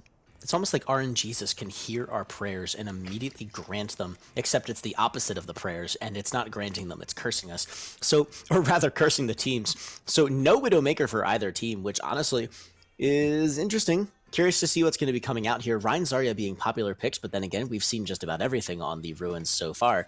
So before I get you baited, let's just see what these teams come out with. All right, Caster calling it right now, Hammond. Hammond going to be coming out. All right. As a tank. Let's see it. Damn. But to be fair, King of the Hill being what it is, there's still a chance for both teams to swap their comps up. That being said, speaking of switching up comps, if both Bakugo and Ever stay on their choices and Team Horizon comes in with that 2-2-2, I don't really think that's a bad choice for them. Yeah. I mean, it's weird because the team Spirit is going to be running a variation on Goats with the Sombra instead of the Diva. And it's, I mean, you don't necessarily disagree with it, but you think that the Sombra would be more effective at disabling those heavy shielding characters as opposed to divier characters that can really kind of get in your face. Yeah, Ever probably going to be hunting Rafiki and Diva as this fight, or rather, hunting Rafiki, no Diva to play with. Storm, however, going to grab Kidney very early on into the fight, so that's going to be Spirit probably going to be taking this point very early on as Shaky finds a kill onto their Sombra counterpart. Yeah, we're going to be seeing Kidney in response, as well as Freya swapping onto that Rein Zarya. Bakugo going to be going on to the Brig as well. Going to be going to a mirror composition here. I don't think that that's anything outside of the ordinary. They're seeing what's working for their opponent, and they're just kind of responding to it. It's a tough spot because you know you're going to be down in ultimate, but I don't necessarily disagree that it's bad choice.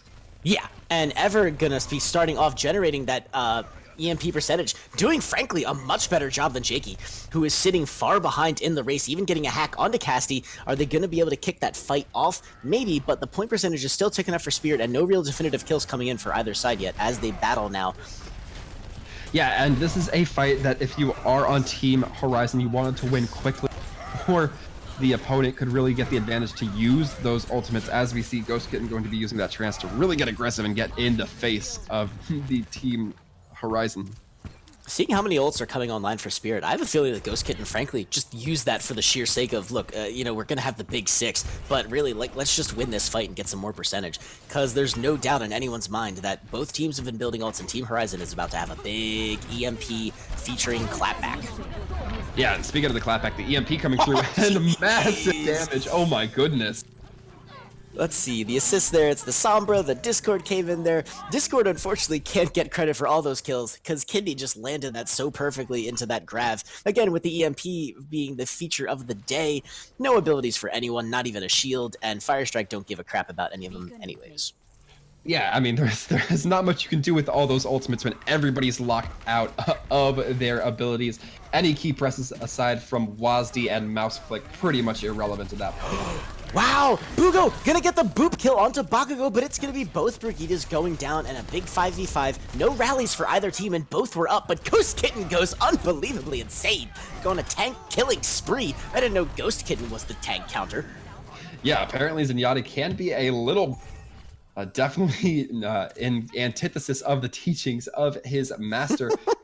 However, it's going to once again be a little bit of a return to the ult economy we saw before. Ghost Kitten slowly building up that transcendence once again.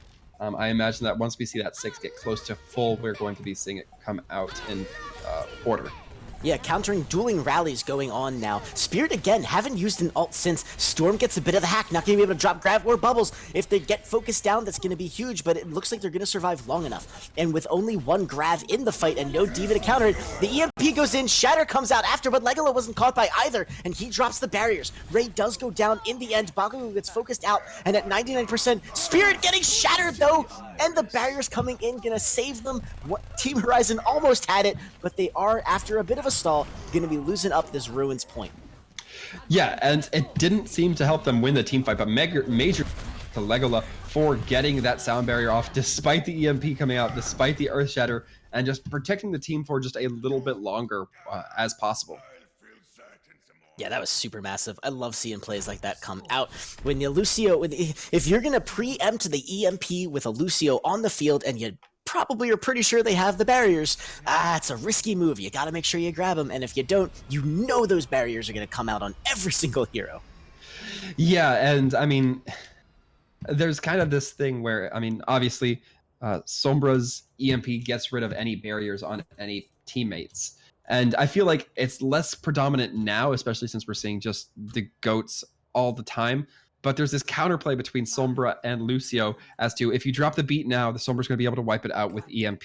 But if the Sombra uses EMP, you can beat freely, provided you don't get caught by the EMP. So a lot of play and counterplay within those two characters, and I think it was played pretty well overall. Yeah, absolutely. So here we go now. It's going to be the Mirror 3-3. This time, no Sombra going to be showing up on Lighthouse, which will be the last map we see for Ilios, unless Team Horizon can pull this one out. And given their tenacity, you figure they were about to make it happen. But both Reinhardt's going down, Bakugo going to fall for Horizon. It's going to be difficult for them to make a play for the point, and there it is. Raid also going to be falling after. Freya getting de-mech'd, going to just jump off the hill. This one's definitely going to go to Spirit at the start. Yeah, Jakey really showing the tenacity of that Brig, pretty much going nose to nose with Freya. Freya trying to just crack that shield and get at the soft health pool of that Brig. However, not really getting much for it. Jakey almost already at a rally, and you like to see that for the team now in possession. That is going to be Team Spirit. And I mean, we're about halfway to all ults on Team Horizon, and as you hear, we're going to be seeing Jakey pop off that rally. So a significant, stronger looking ult balance from that team. Freya gets de-mech'd pretty early into the fight as well. And Raid is going to toss the trans out into this fight. Pretty ballsy move there. The barrier's coming in on Spirit to defend them. The Shatter goes in. Big grab though. The counter Shatter comes out. The follow-up is not there, but it is for Spirit, who grabs Kidney. So unfortunately for Horizon, they're going to be sent packing after throwing in possibly way too many ults in hindsight. And Storm still sitting on that grab. Jakey building up to another rally. Not good times. Yeah, we're really going to have to see Freya try to play carefully around this Zarya grab. That's kind of the ideal situation, but in those, it's so hard sometimes to just be able to predict to big brain when that Zarya is going to launch the grab. But if they're able to eat it, then they will basically have three ults on top of the opposing team, really giving them that advantage they need. Yeah, fight-changing situation. The grab Diva Bomb goes out, it almost grabs someone, but it doesn't really take care of it. Cassidy does back in their mech safely. Freya is going to pick up the kill on Rafiki. That's huge. Despite being caught in the grab and the bomb goes in, it is going to get Legola. And now it's a bit of an even matchup, but Ghost Kitten goes down immediately after, and it's kind of looking a little brawly on the point. Difficult to say who is going to pick this one up, but with a Shatter, big Shatter going in onto Spirit, those are going to result in big kills, and Team Horizon going to be popping this point wide open. Yeah, and not at the last moment as well. It's 95%. You definitely need it to flip at that moment. You don't want to let this fight be lost, otherwise you might not get another one. But now they pretty much have to, Team Horizon that is, has to hold it for what feels like the whole enchilada. Otherwise they're just gonna give up Ilios. Since this is supposed to be in Greece, do we have to call it the whole baklava? I'm like totally okay with that. It's super delicious. Regardless, it's going to be dueling rallies once again as the grab goes in for Horizon. They capture them and Kitty's going to pull out Jakey and a huge Diva Bomb by Freya. Yeah, I think Kidney was definitely trying to go for Rafiki in that situation, make that big Rhine shield drop. However, Freya able to angle that Diva Bomb in a way to where it really didn't matter. And then obviously the kill onto Jakey from the pin, just going to be icing on the cake. And it's, however, they did cost him quite a bit of ults. Raid going to be the only one with ults up. Kidney building up pretty quickly to that Earth Shatter. See if they'll have it in the mid fight.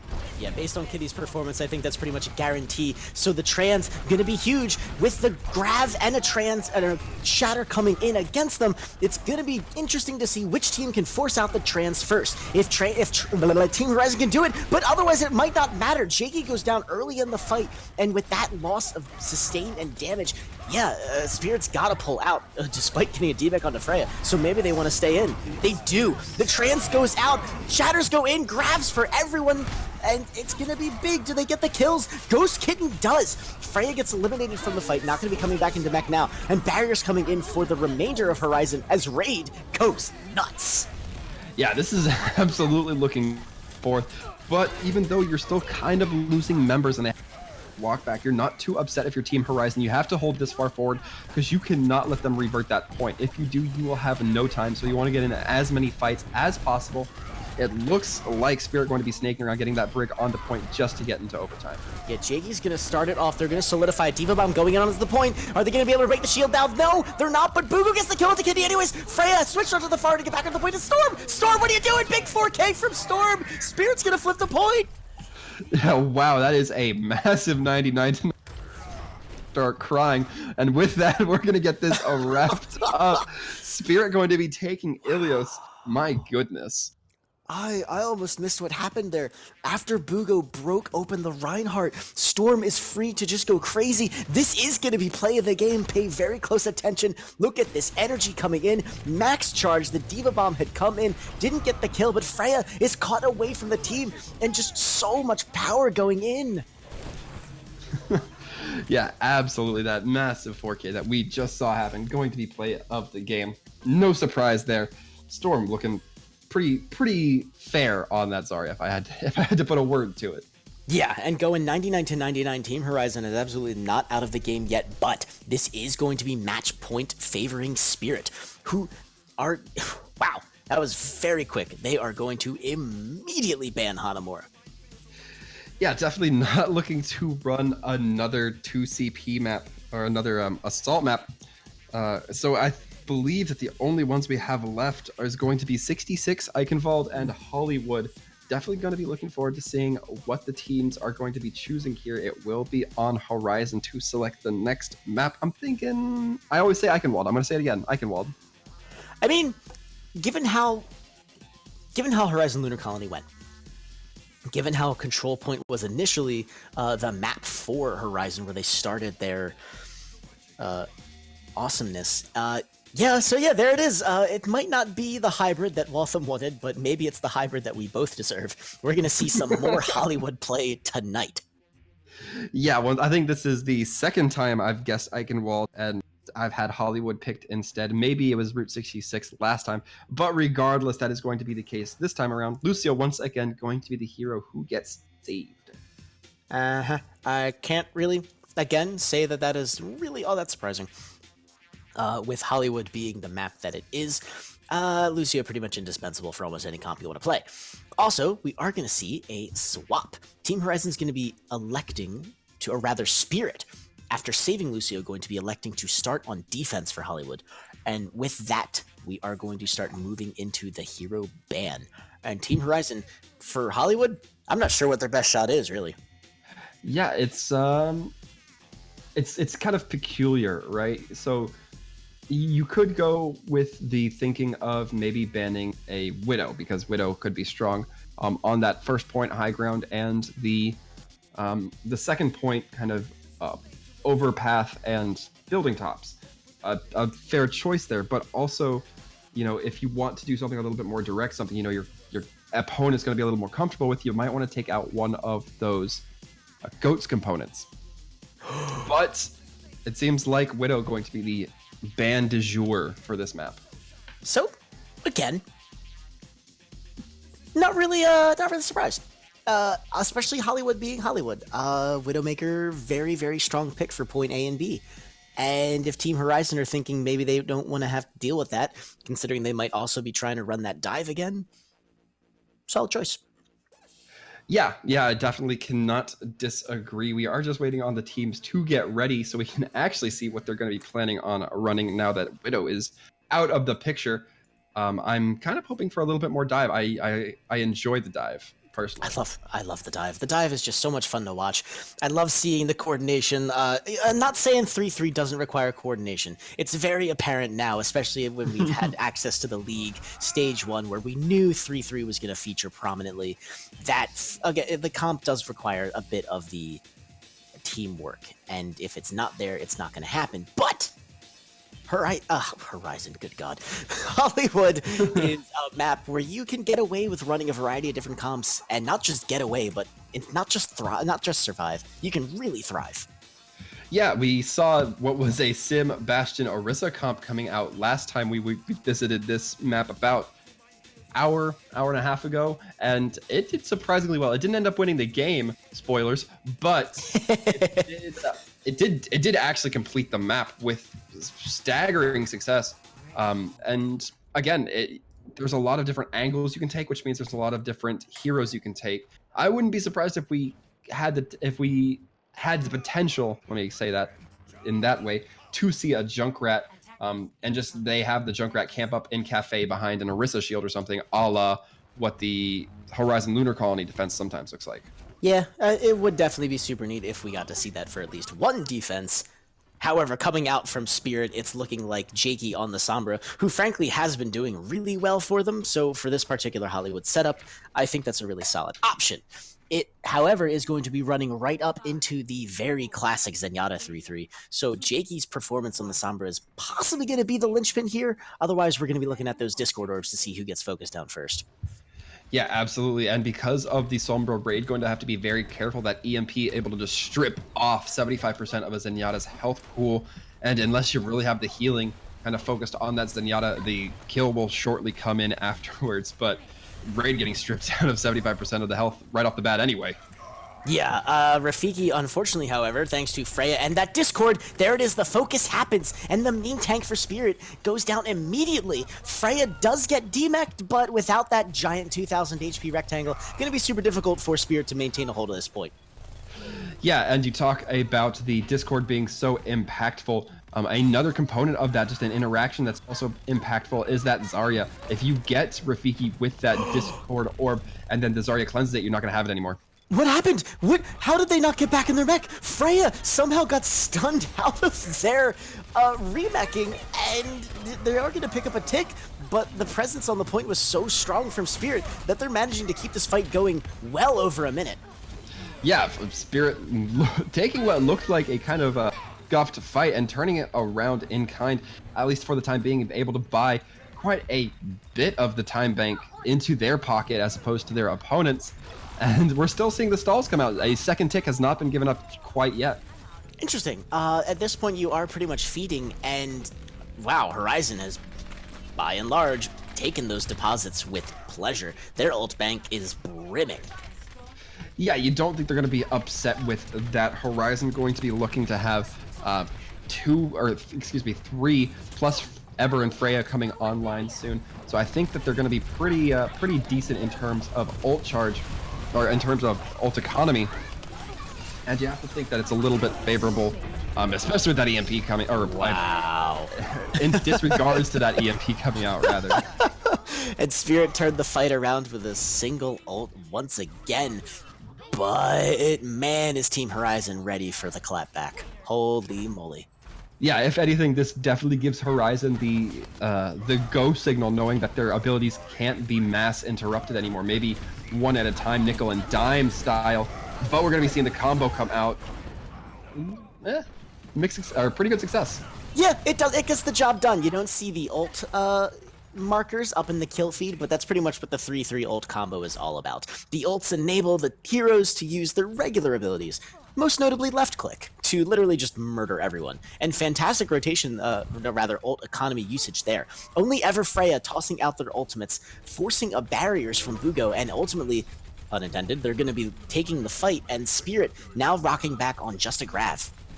Yeah, that is a tough spot. You think Storm going to really have to kind of either play sharp, or they're just going to have to make this an eco push, really trying to get those ults out and limit what the attack will be able to do in their future pushes. But that Grav getting eaten is going to be costly.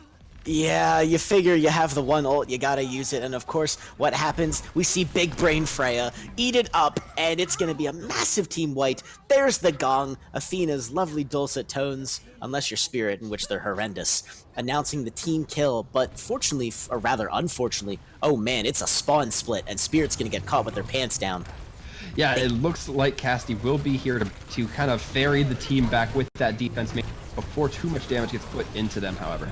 That was huge. That could have been the snowball that would have made or break it. But Cassie now going nuts, and Storm, thanks to that charge that they got from protecting their other two teammates, is going to lead the way in melting down whatever snowball potential was coming out of there. Now with 4 minutes, it's going to be a very long point C, but that's the way you want to start it if you're Spirit. Yeah, and that really kind of, like we said, goes off the back of Casti and Storm for being able to get the sooner dying half of their team are really recollected and able to counter push with a tremendous amount of force. Yeah, and boom, here comes the rally out for Spirit, and the Grav contributed to the fight. Again, this is going to be, unless Zenyatta can get out of there, nope, it's a team wipe. Yeah, a little bit unfortunate, but moving forward, we're still slowly seeing the ults start to tip in favor of Team Horizon. We're going to be seeing them with soon-to-be 4 ultimates online almost twice. Well, I guess with the exception of Bugo and Rafiki. So it's going to be looking pretty close, I guess, is the TLDR of this welcome summary. Yeah, different situation to be in there, but wow, Kidney get the double kill on the charge as a Reinhardt. You love to see that. And despite the ultimates for Spirit that they had in the bank, they're not able to stand up against that. And Team Horizon just utterly obliterates them. Yeah, Bugo actually getting caught out by Kidney, not able to speed boost fast enough, not able to boop the opponents away fast enough. And that's a little bit unfortunate. They're going to have maybe one more solid defense on cart if Team Horizon is going to be able to take this next win. There's pretty much just going to be trickle stopping them from getting to the point. To the third point. Yeah, the Diva Bomb coming out with the Shatter wasn't going to make it happen, but just simply knocking down a Reinhardt shield might be doing the trick instead. Kidney goes down. Casti is going to get demeched, but both Divas now running around in their Diva suits. Little baby Diva running around shooting that little pew pew blaster, but it's going to be Rafiki shooting his big fat rocket hammer, and it is going to be another good little wipe from Spirit. But again, the economy from Team Horizon is there. Yeah, and you know, Rafiki was one to drop, but we talk about it all the time. The ult or the respawn advantage not going to be too impactful when you're looking at the defending team who just has to walk about 30 feet outside of spawn to get back into the fight, as opposed to the attacking team who has to walk a considerable distance more. Oof, look at the shatter. The Diva Bomb goes down. Barriers contributed. Grav going in. Diva Bomb grabs Bugo. Kidney charging into Rafiki. Horizon looking very strong in this final Dorado push. Only have to clean up a few more members of Spirit to make this a given and put Spirit into full-blown stall mode. Yeah, and it will be the stall coming out from Spirit here. If they even get a chance to be on card, they won't. Wow. It's going to be 3 ticks going the way of Horizon, it seems. Fantastic push from Team Horizon. Coming back off of that previous map, they're looking to make this an even 2-2 and take us to the caster's favorite map 5. Indeed, I love the 5th map. No matter what it is, I like the 5th map. It could be, I don't know, my least favorite map, and I'd still like it, just because it means we get to see a lot of great Overwatch. And we hope you're taking notes, because we really need you to share those notes with us, chat. We need you to tell us who the best player for this game is.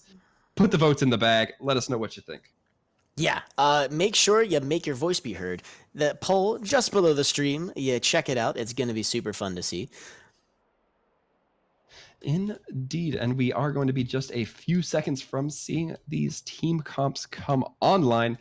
And as we get rolling here, it is going to be looking like the standard Zen Goats coming out from Team Horizon, not breaking the mold too much here, and I can't say I blame them once again. Yeah, solid performance, a minute and a half in the time bank, not looking bad at all. Looking at Spirit, however, assuming they keep this particular composition, but boy, have I been tricked before.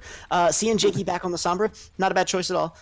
They have shown a massive proficiency with the hero, and especially on the offense, can be a very valuable asset. On the defense, they got a little overrun a little too quickly. However, with the attack being able to hopefully set the pace, unless Team Horizon proves to be a good trendsetter on defense, Jakey could be the one again to bust this wide open. Going to be depending on their hack target. Yeah, I think this team definitely seeming to prefer to run that Sombra comp as opposed to the one with the 3 tanks, typically in place of the Diva. And I think it's been seeing fair results so far.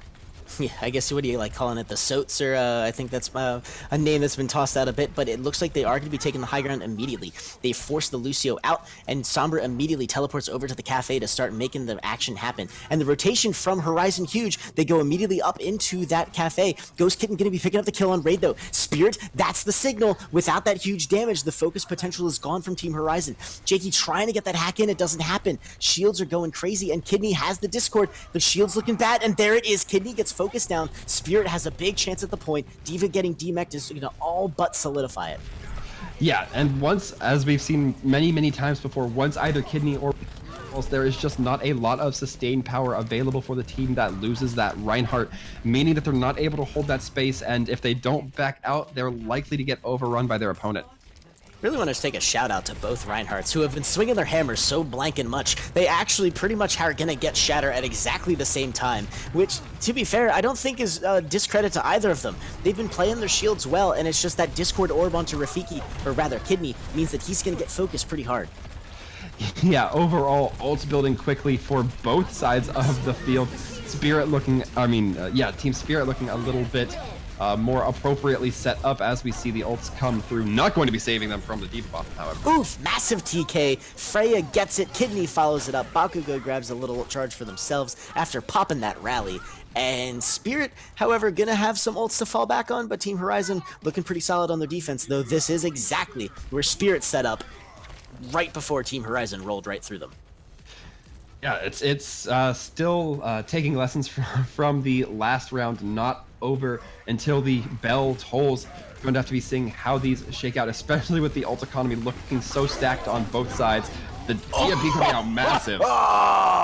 Oh man, the EMP with the shatter, Sombra showing up in almost every single kill there. That's the kind of combo you like to see. That's the one you write home. That's the one you put up on the refrigerator. Indeed, I'm sure Jakey will be putting it on the fridge as soon as video printing technology. But for the time being, we're going to be seeing Team Spirit getting aggressive, pushing up a little bit more towards the choke. Jakey standing on top of Jail, just peppering into the back of the attack or of the defending team. Yep, and big barriers going in for Horizon means that they can be almost as aggressive as they want. Legola, however, going to get focused down pretty quickly, and it's going to be Rafiki going down first thanks to those tasty little Discord orbs. Raid also going to be picking up the kill onto Storm, and Team Horizon chases Spirit back to spawn again. Yeah, indeed, and again, once you lose that main tank, it's a tough spot to have to regain control around. There's a lot of players you kind of have a hierarchy of loss preference for. Ryan probably ranking pretty high up there. Lucio, you also don't want to lose, because if you do lose the Lucio, then they're just going to chase down the rest of your team if they still have one up.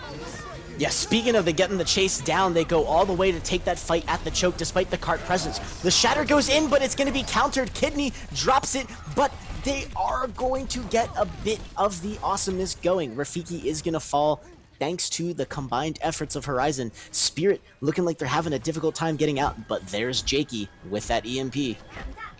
Yeah, Rafiki perhaps getting just a little bit mind-gamed by Kidney. It was looking like the hammer wasn't going to be landing anything, so immediately Rafiki goes into more aggressive offense mode, continues swinging, and then we see Kidney hit them with the hammer, getting, I believe, 2 or 3 members of their team down and really helping to secure that defense. Now, interesting that they didn't throw the EMP into that. I like that restraint because it seems that they were able to put the damage in, and once they saw that no ults were coming out immediately upon hitting the grav, great play from Spirit, gonna get them the team kill, and I think Horizon's gonna have 1 or 2 more big fights to prevent them from getting point B, but it's looking pretty good for Spirit right now.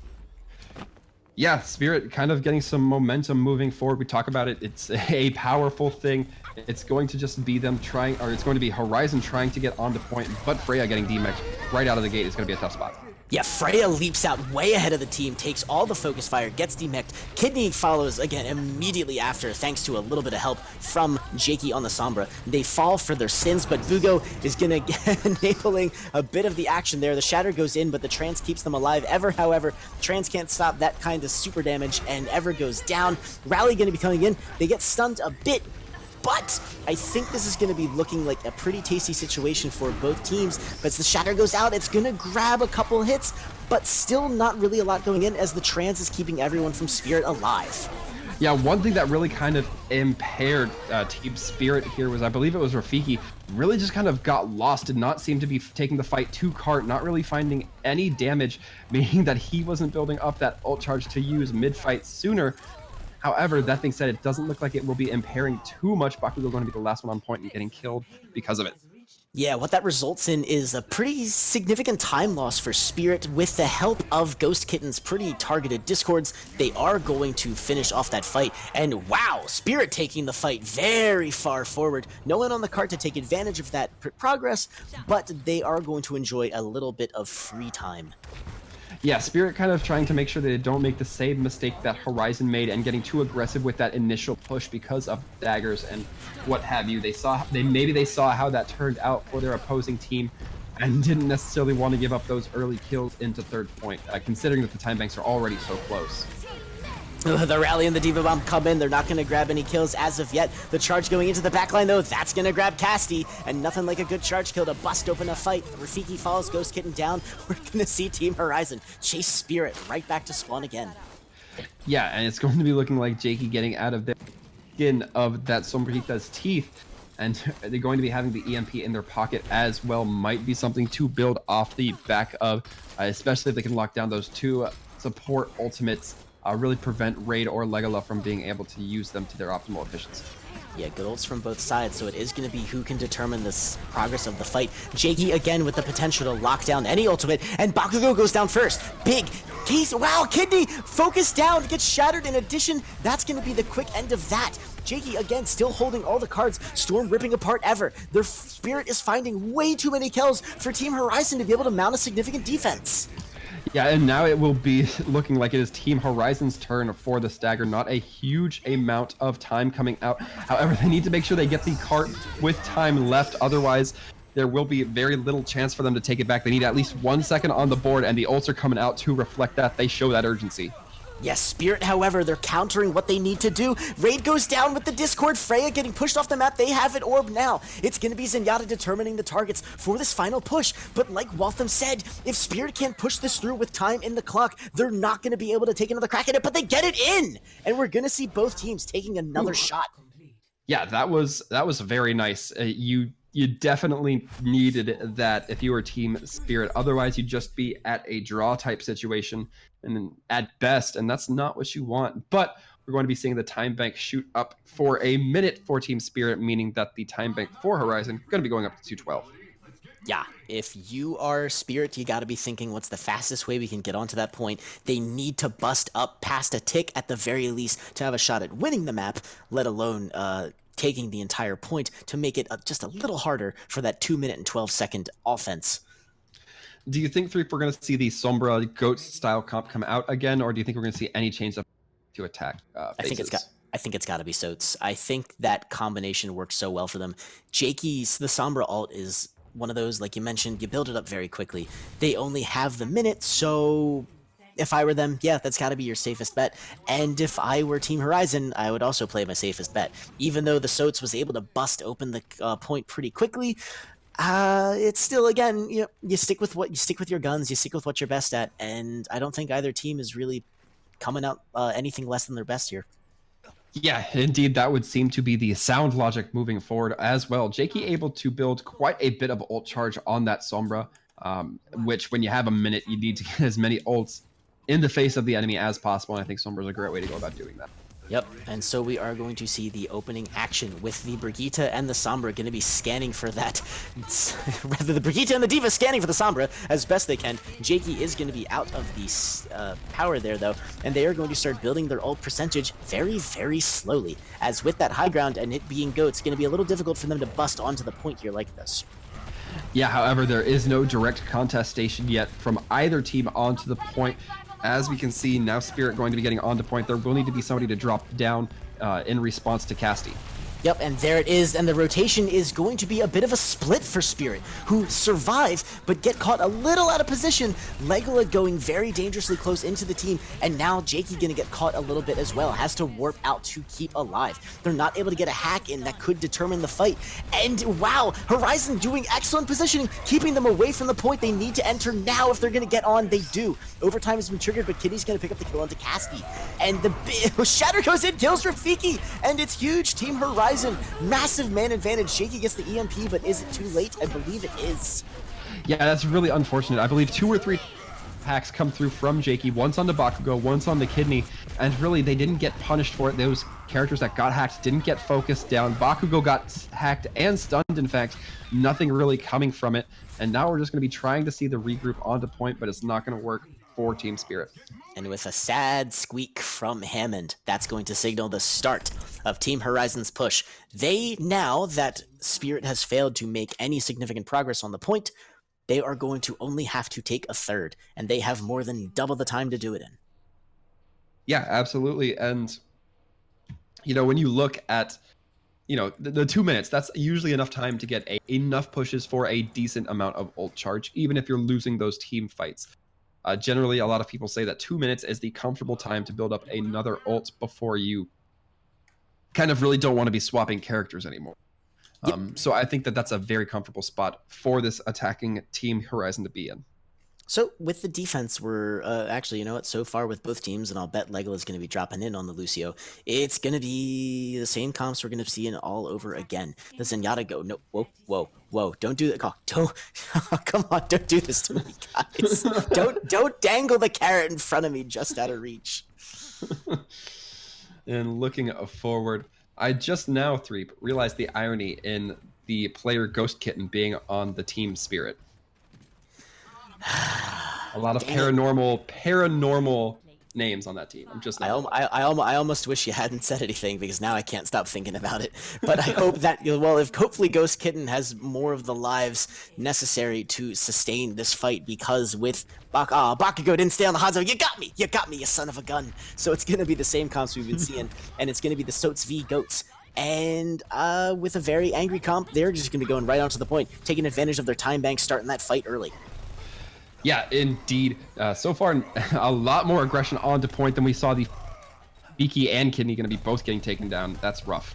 Yeah, both Reinhardt's down. It's going to be up to anyone to open it up, but it's going to be Team Horizon to take the point. No one was on point from Spirit, so they take it, and that's the end of that. We're going to map 5. Oof, I could not have asked for a better night of casting myself. It is basically down to the wire. This will be the final map going forth, and man, I think it's gonna have to be 66 if I'm not mistaken. But we will have to see, and I'm honestly just pleased as punch that we've seen these teams be so competitive towards one another. Yeah, it's gonna be super interessante to see what the last match against them is going to be. Again, both teams had a pretty solid ride through the rest of, or rather their previous matches, 3-0ing their teams, and one of them even having to deal with a forfeit. But now that has ended, as both of these teams are just going to come ripping onto the grand finale, and it's going to be Route 66, so there will be no tie possibility. It's going to be an escort or death. Yeah, really kind of all the chips here up for grabs. These teams are taking it the mile, both showing how thirsty and hungry they are for this win. And man, one of these teams is going to walk away absolutely deserving this victory. The other one also going to be deserving the victory, but we can only have one team, take that crown. 2 teams enter, 1 will leave standing, 1 will fall. So, unfortunately, we're not going to be seeing the last of either of these teams. However, only one of them is going to enjoy the prestige of knocking the other out, down to the loser's bracket. So, the ruling stands. Route 66 is going to be the map, and it is up to Team Horizon now to save their hero before Spirit chooses the ban. Yeah, and I don't necessarily know what we might be seeing come out here. I'm thinking that both teams want to leave the Sombra Goats.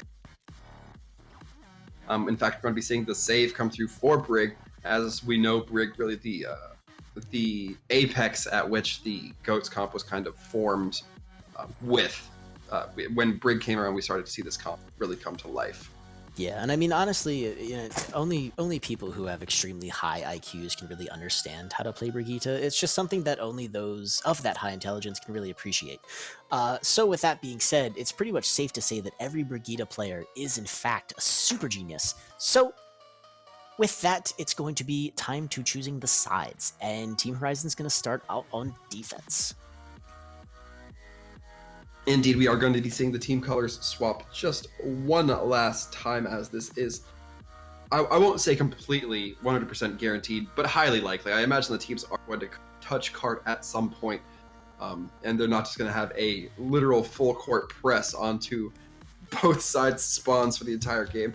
So, most likely the last swap we will see, and if I'm speaking a little bit more liberally, the last swap we will see. This is gonna be it. And Spirit, they're banning it with WoW.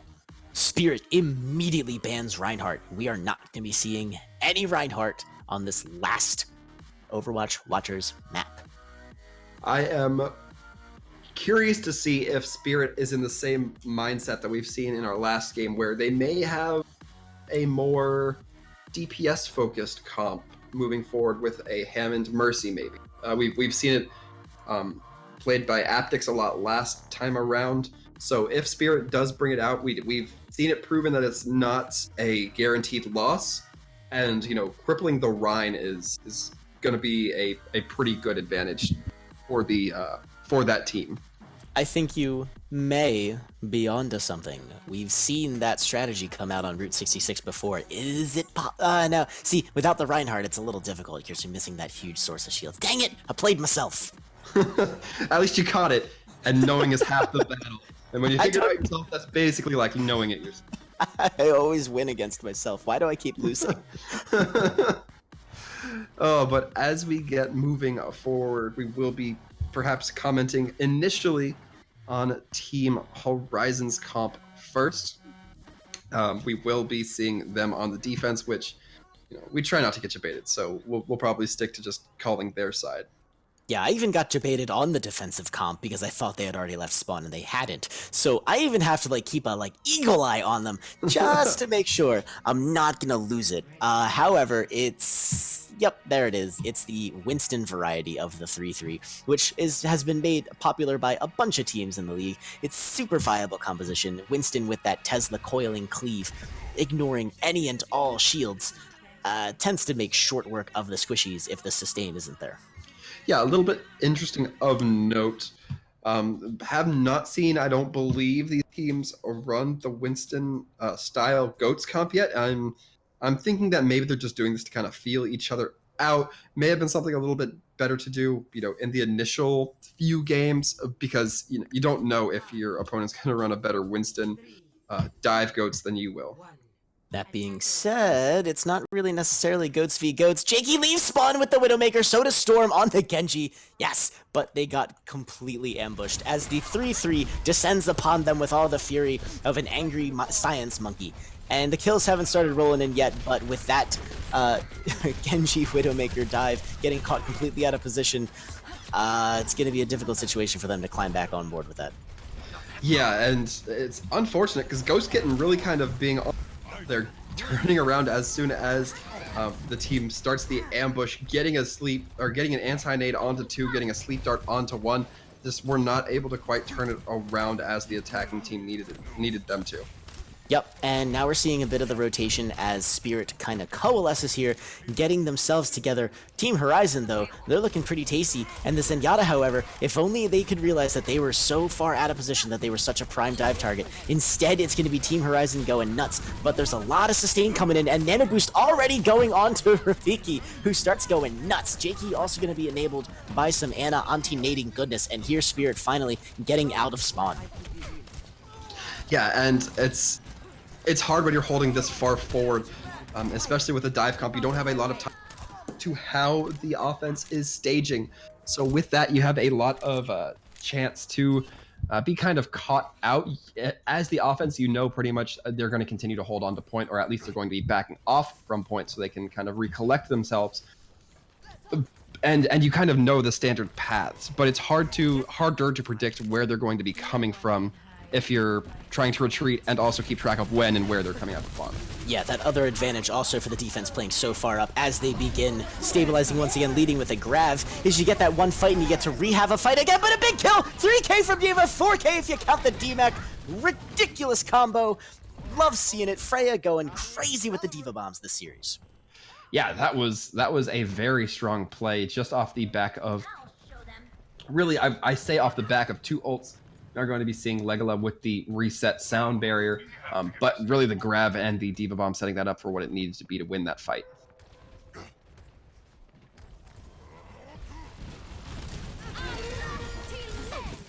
And as we do get moving forward here, Raid going to be getting the early kills onto Ghost Kitten. That's going to be valuable.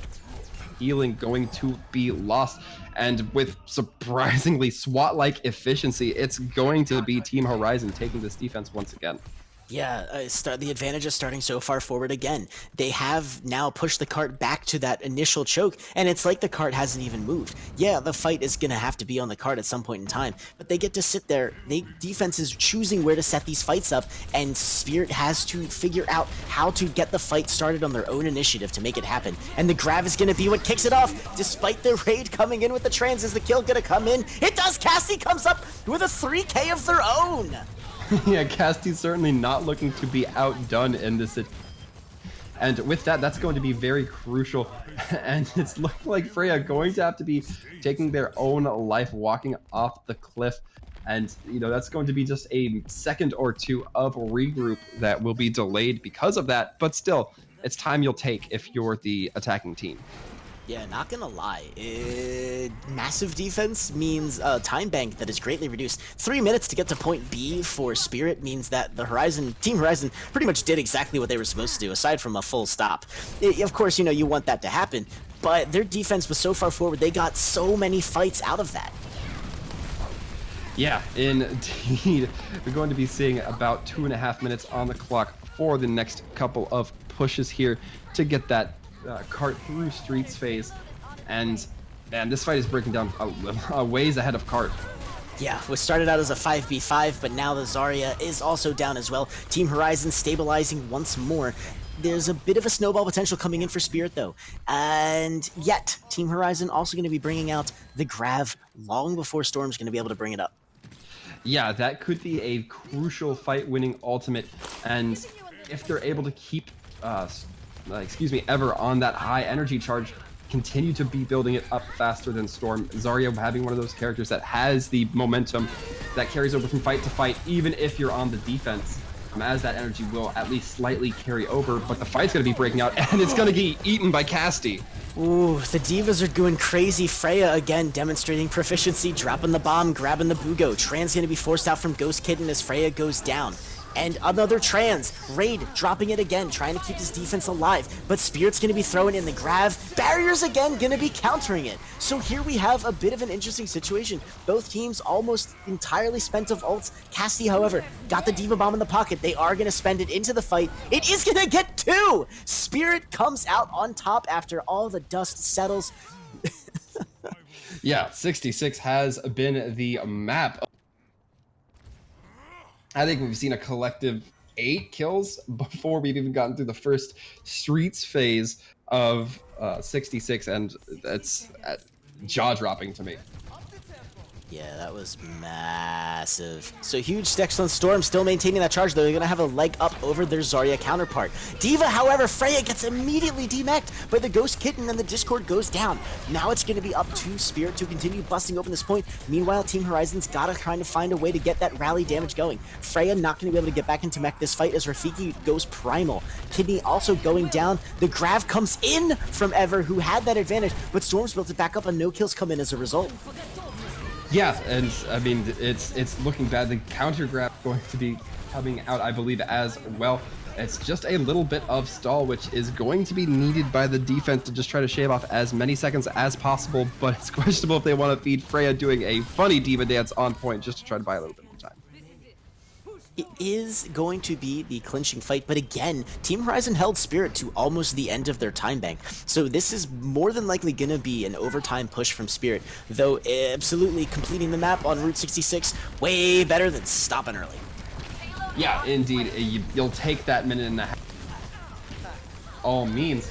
And they're going to still be moving the cart, so they're not exactly in a bad spot. Both sound barriers coming out, and let's see how the teams roll these out. The sound barriers doesn't save the D.Va, and the Trans isn't going to do anything against a well-placed D.Va bomb from Freya. Trans kind of gets obliterated by the sheer weight of the damage coming in, and now only a minute left for Spirit to try and make a comeback, and it's not looking good for them. Ever's got the Grav. Kidney and Raid also rocking their ults. Cassie's going to have to pull something out big. Rafiki with the Primal. It's possible, but definitely going to be an uphill battle. Yeah, we're definitely going to want to see them at least try to get as much progress on this.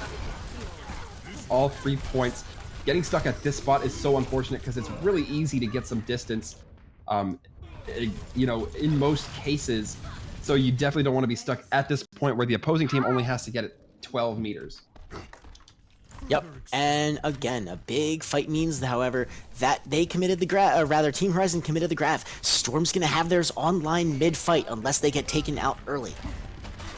Yeah, and we're going to be seeing these teams shake out. The Zarya barriers coming out onto 2 members of the Clash as the Winston jumps up. However, kills are coming out.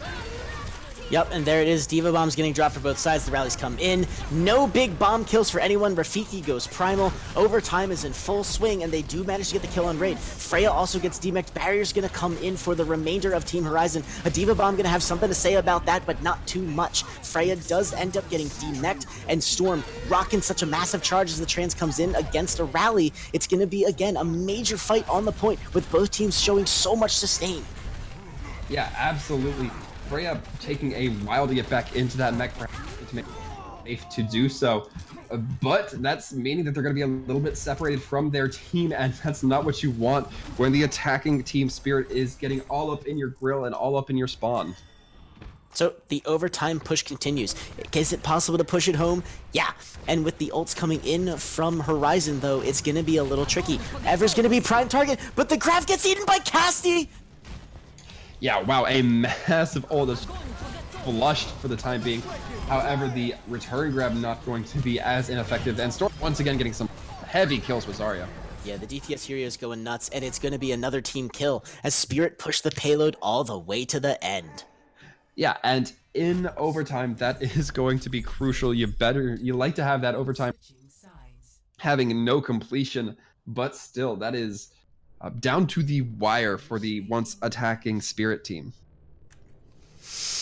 Huge, huge, huge, huge. So the map gets finished, but there's no time left in the time bank, meaning it's going to be on to Team Horizon to finish the map. Now, if they can do it with time in the bank, of course, that is enormous. But an overtime push here means both teams are going to be given time back on the clock because there will be no ties.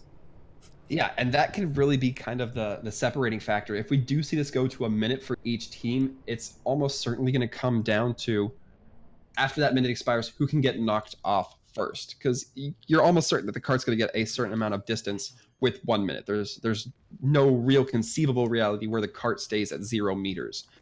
Yeah. But once that overtime clock hits, your window for mistakes becomes shorter and shorter as that overtime wick burns faster and faster. Yep, it's the situation where combos such as those involving a Sombra EMP can kind of make or break a team fight. It used to be that, the Junkrat Tire or the Grav Dragons would come in and that would be the end of it. So for the defense, it's going to have to be big. And yes, Spirit's going to be pulling out the pulled pork with Jakey on the Pharah. Both casters just so bloody happy about it. I am doing backflips. Well, I will be as soon as this game is over. Obviously, I have a game to cast. I'm a professional three-wood, but we'll be doing backflips after this game. That being said, we're going to see how Jakey's able to perform. Jakey and Storm both playing some long-range characters, able to provide a little bit of that arm's reach damage. Ooh, Bakugo swapping onto the Widowmaker to take care of the Pharah. I like that flexibility. It's gonna now be a pretty quintessential 2-2. Sombra and Widowmaker gonna be the DPS here that are gonna open this up. Freya also gonna be providing a lot of damage for Team Horizon. Meanwhile, the pulled pork gonna have to do a bit to take care of this push, which is so far uncontested. Yeah, and it doesn't look like the combo, the hook and the halt, are going to really be coming through in strong fashion. Casty not really able to capitalize upon it quite yet. With Bakugo getting stormed down, that's going to be a rough intro kill. Yeah, the res is now a resource that they're not going to have, but Cassie's going to grab Freya, and there will be no res to answer that one. Meanwhile, however, the cart is moving very far, as Spirit had yet until this moment to rotate down on top of it. However, Cassie now going utterly crazy, thanks to him and Rafiki really taking Horizon to task. Yeah, it seems like I always talk about this one player is getting the performance, and then just immediately 3 kills coming out of that hog, who prior to that had a little bit of struggle with the hooks. So, I mean, I don't want to say I fixed the team, but you're welcome, Spirit. No, but in all seriousness, Casty doing very well, not even using the hook for most of those kills, just using the standard left and right clicks. And that's some pretty good damage that the Roadhog is capable of doing at both the close range and I want to say medium short range. Yeah, so Team Horizon actually just gonna revert back to that Zenyatta Goats. And Freya gonna be diving in very quickly. They're going to get focused down, but they are going to make it out alive as they get some support from Kidney. But Team Horizon looking very low as Jakey goes nuts and Rafiki almost gets focused down. They are gonna make it out of there alive. I don't even know how as the whole hog comes in. Rafiki does eventually get picked apart. Freya does get demeched. The res comes in on Rafiki, the Mercy proving useful, and they get taken out. Now the kills really starting to come in for Team Horizon, who are almost going to be able to push this through. Bob on the point, though, going to be a bit of a problem, yet Storm is going to get ripped apart. With the men on the cart, it's too much, and Team Horizon takes point A. Yeah, a smart play coming out from Legola, going to be getting the boop on to the Bob, making sure that nothing hangs up that cart. They're able to get it through as fast as possible. They really want this time bank to be looking largo. Oof, and yeah, with the Rafiki switches away from an ultimate, possibly deciding that it's much better to grab that Winston than it is to drop that supercharger. Cassie, however, kind of being the odd one out here. They're stuck on the Roadhog here at the High Side Saloon, who, again, with the Discord, is either going to be a fantastic ult barrier or that hook's going to come to good use. Yeah, it can go either way with the Roadhog. We know if you pay attention to anybody who talks an absolute ult battery. You're gonna have to see how Cassie plays it, but right now it's not looking like it's going in favor. Oof, the Diva Bomb goes in. Storm is going to get some big Zarya charge from it. Jakey's still holding on to that barrage. Hasn't dropped it yet, but with Rafiki getting stunned and getting forced down a little, it's going to have to happen soon. And Ghost Kitten also going to be dropping as well. Cassie going to be throwing their whole hog right into a defense matrix, but that is at least a resource that they're not going to have. Jakey is going to get forced down before the barrage comes out, and now Team Horizon is going to be ripping Spirit apart and going to be pushing onward with plenty of time to point B. Yeah, Jakey, I believe, been holding on to this rocket barrage for a rather long time, maybe considering whether they want to use it or just swap off to something a little bit more effective, and it looks like that's exactly what they're going to do, right onto the brig, ready to counter that Winston Diva dive with the shield bash when it comes through.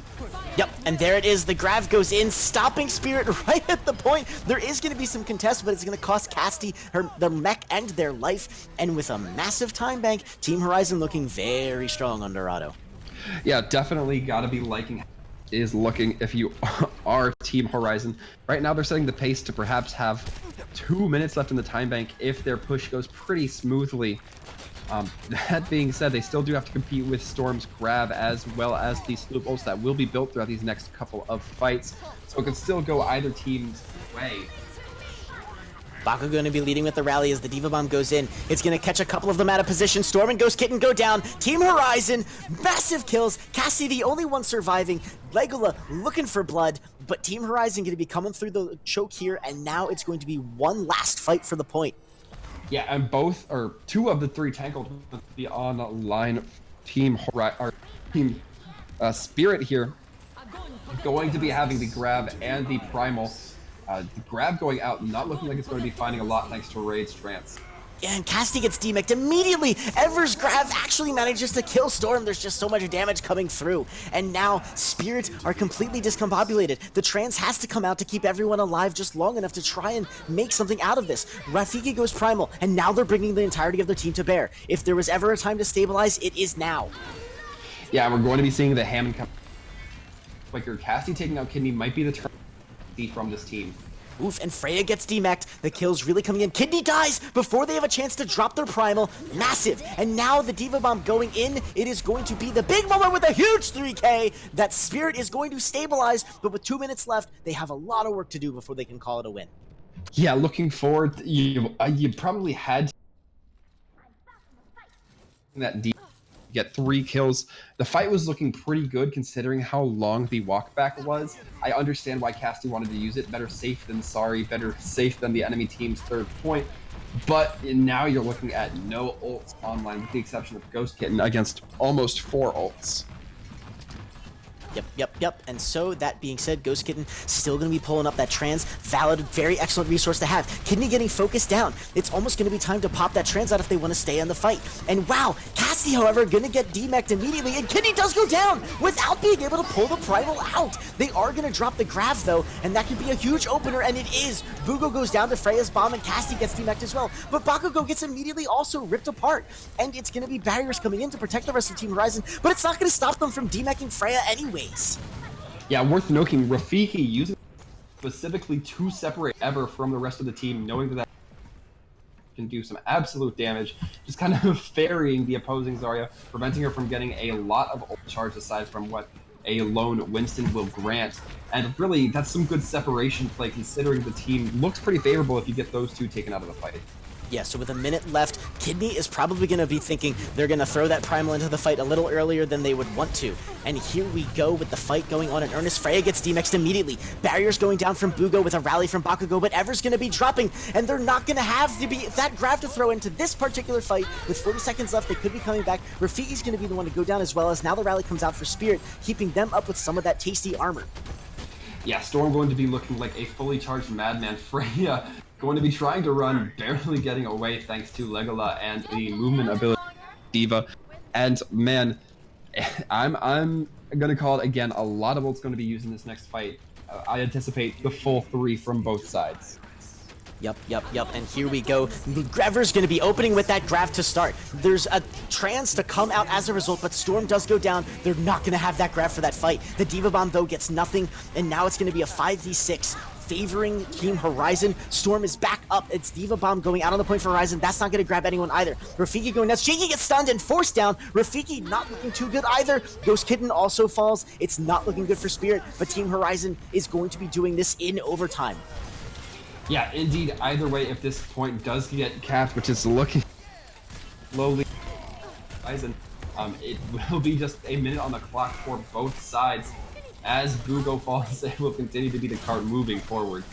Yeah, Jakey doesn't even have a chance to step onto the card. Now it's Cassie coming back with the Hammond, who is going to once again doing their best. But this time, Team Horizon is having none of it. They focus it down. They finish the map. We're looking at round 2, going to Team Horizon.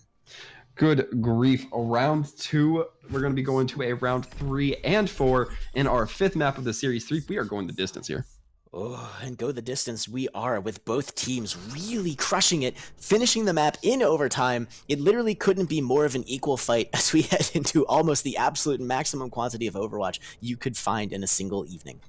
Yeah, I'm all amped for this. I think this is a great way for these two teams to kind of clash here moving forward. And oh my goodness, although I do anticipate we'll see more goats come out of it. Both teams looking a little bit comfortable with it. We might see a little bit of dive as we did before because of the lack of Reinhardt. But I think that it'll eventually revert back to just the Winston goats. Yeah, the lack of the Reinhardt here is really doing wonders for these teams' compositional play. Forced to rely on the Winston as the divey sort of shield you need, as Orisa just completely lacks the mobility to keep up with a Lucio-empowered composition.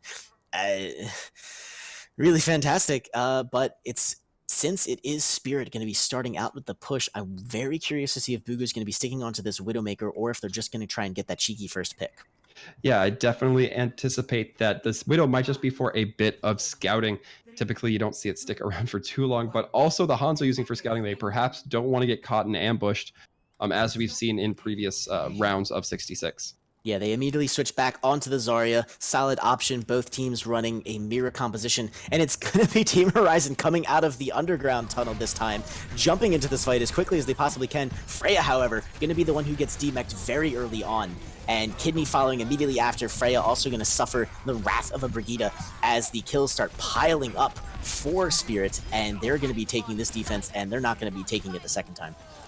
Yeah, that is, we're going to be seeing some cart progress going through here for Team Spirit. And that's really what you need.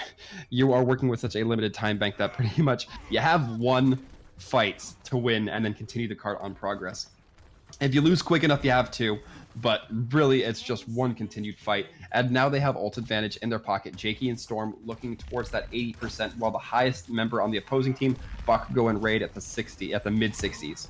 Yeah, Casti able to get back in their mech, though, is huge. They presented a very tantalizing dive target to Team Horizon, but they weren't able to get them down before they managed to get away. Meanwhile, it's actually going to be the rally coming in for Spirit, as the Grav also is going to pick up the Freya. Are we going to see kills come out of it with the trans and the rallies coming in? Yes, Freya is going to get demeched. Is anyone going to follow after? It has yet to be seen. Ghost Kitten looking very low, but is going to pull the trans and get the barriers up as well. An incredibly sustaining fight, but Spirit has now committed almost all of their ultimates, and it's going to be Team Horizon's turn to start throwing them in.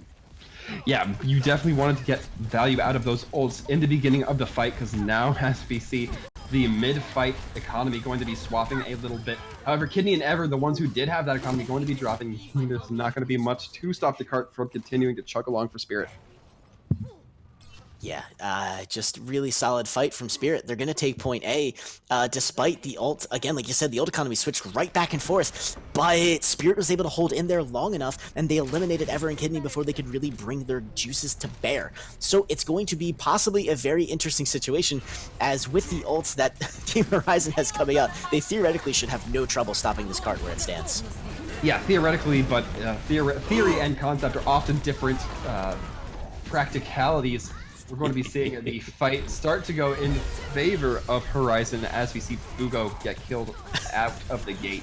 Yeah, the Diva Bomb getting slightly misplaced, but now Storm having built up to a grab so quickly, it's going to be with the spawn advantage, slight spawn advantage that they have, Rafiki's going to be able to demech Freya, rather the rally is going to come in, and they're going to get a little bit separated from their team, but Team Horizon is going to be doing their duty in making sure that this point goes as well for them as possible, with just so many kills coming in, and again, the minute Spirit leaves this point, it is all over for them. Yeah, they are really trying to cling onto it. Rafiki bringing out that primal rage as well. However, despite how close the cart is to their spawn, they're just not going to be able to. They're barely going to make it through the beginning of second phase, and it's pretty much the line in the sand that has been drawn for Horizon. They have their make or break line drawn now for them. Yeah, so with good solid progress being made from Spirit, Team Horizon now gets to make an attempt at the same, and this is an interesting situation. With only a minute left and the overtime bank being what it is, it honestly might lend... This could be the moment where we see something crazy. This could be the moment where Spirit brings out something totally insane. Are we probably going to see another 3-3 or a Soats? Yeah, probably. But it's that kind of like Mei, Orisa, Bastion setting up in the underground that could really just do something super fun, super nuts. Yeah, they're going to be going with the same. I honestly don't blame them. This is a tournament match. It's on the line. One team going down to the loser's bracket, the other team moving on. Yeah, I definitely think that these teams have fought super hard so far, and they don't want to let this all be in vain. Just kind of going with what they're most comfortable with, leaving it all on the table. I don't think that now is the time they feel comfortable chancing it, but they are looking like they're going to be going for another ambush spot here. We're going to have to see if it pays out for them or if Team Horizon has learned their lesson from last time. Yep, And so interesting. Ooh, Spirit. Spirit going to be dropping in that same little ambush that was pulled on them in the beginning. A bit of poetic justice for them, but only if they can pull this off. Yeah, we'll have to see how it works. Ever getting a little bit of right clicks towards that spacing, perhaps trying to do any, just check if any damage ticks come through. It doesn't look like they're going to get the kills right out of the gate from the ambush, however.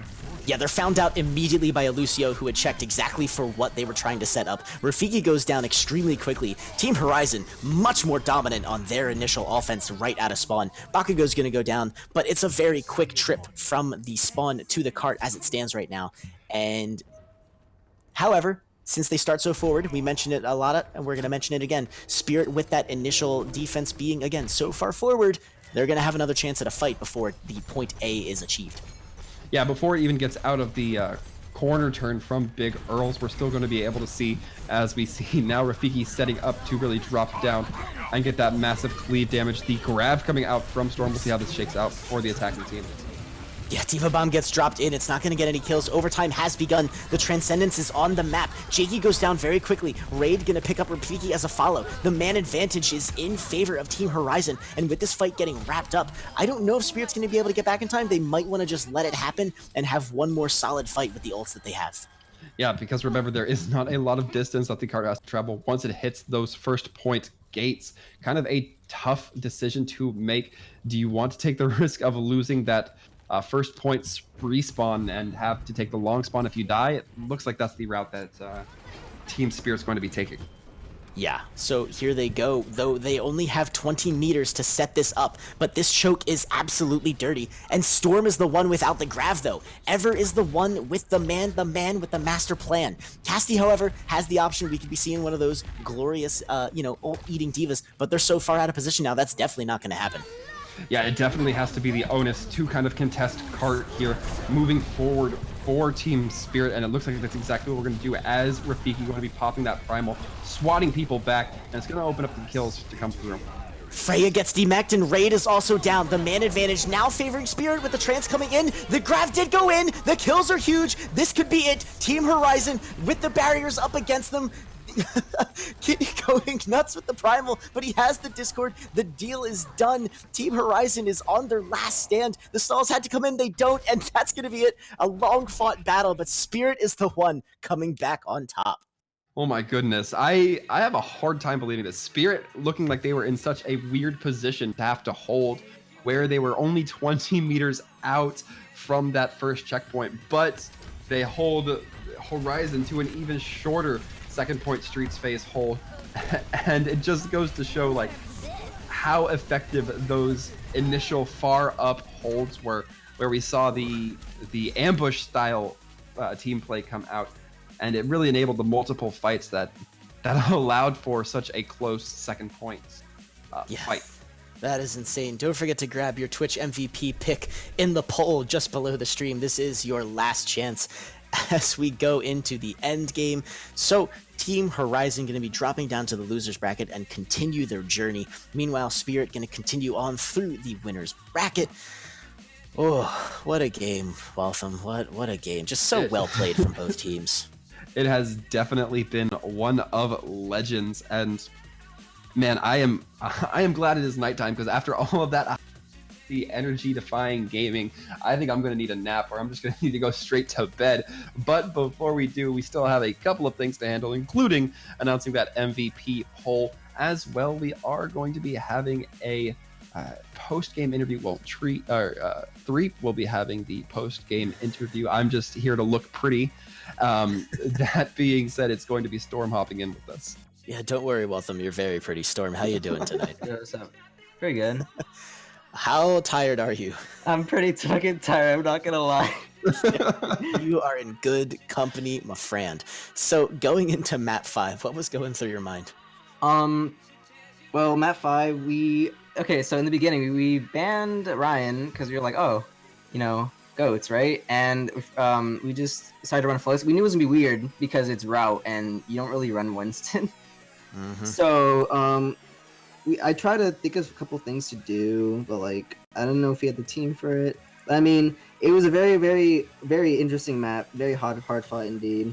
There's a few mistakes we did, but I mean, overall, I think we did a pretty good job. Yeah, I'm pretty sure you can say that safely with your head held high. Just really solid match coming out from you guys. Yeah. Waltham, what do you got? What do you got for a boy here? And honestly, we saw you looking pretty comfortable on that Zarya a number of times. I think it was on Ilios we saw you kind of just get that POTG for that massive 4K tear. Is there anything that you particularly like to synergize or focus on when you're Zarya? Maybe for the lower ranks and myself out there.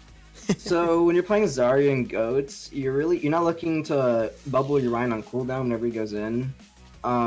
You're looking to get more value than that. Sure, you do want to like if you're Ryan ints, you obviously need to bubble him, right? But like you need to think about like purples, discords, any other stats effects that might affect him. So if your Ryan gets purpled or discorded, the enemy team already is like, okay, well it's time to go on the Ryan. Well, in order to counteract that, you need to bubble him to get rid of those cooldowns, and you'll still get the charge because your Ryan's gonna be getting focused. You use a personal for charge mostly. That makes sense. I think that applies a lot. It makes a lot of sense. Is what I'm trying to say. But Yeah. were you always an off-tank player, or did you kind of transition from that hit scan role that we see a lot of Zarya Goats players switch from? Yeah, I primarily, as of now, play hit scan. I've been working my tracer really recent, for like a while actually. Working hard to get my tracking down. I think it showed pretty good and a good amount. I think it paid off. But yeah, I am a hit scan player, so I'm hoping for that new meta so I don't have to play, Goats anymore. Oh yeah, how you liking Baptiste so far? I've actually played it on PTR, in scrims actually, in a 4.2-ish for 3, I don't know what that star was, but I saw a lot of Sombra Tracer and then Mercy Baptiste. I don't know how that's gonna work with dive tanks. It's kind of weird. But like that's just what we saw in PTR one time. There's obviously going to be like other comps that counter it, that are going to be made in the future. So we don't. That's just what I saw, but we really don't know what's going to be in the future. But overall, his E's busted. His ult's like kind of useless in Goats, so it promotes defense players or himself. That's a pretty solid point indeed. So thank you very much for joining us tonight. Well played to you and your team, as well to Team Horizon to announce the MVP. We have Jakey, who seemed to be a big fan favorite in the chat. So congratulations to Jakey as well. Absolutely. And from those of us here at the Overwatch Watchers Brawl, we want to say thank you guys for tuning in. We know it was a long one. We appreciate you guys hanging in us. We are just as tired as Storm sounds, so don't worry. We are all in the same boat here. But from those of us here to you guys, we want to say thank you for watching, and we hope you guys have enjoyed the cast. Yeah, absolutely. Thank you so much for stopping by. This has been 3.007. Grab me on Twitch and Twitter at 3.007. And likewise, I am Sir Waltham. You can catch me on Twitter, Sir Waltham Gaming. Twitch is Sir Waltham. Thank you very much. Have a great night and stay safe out there.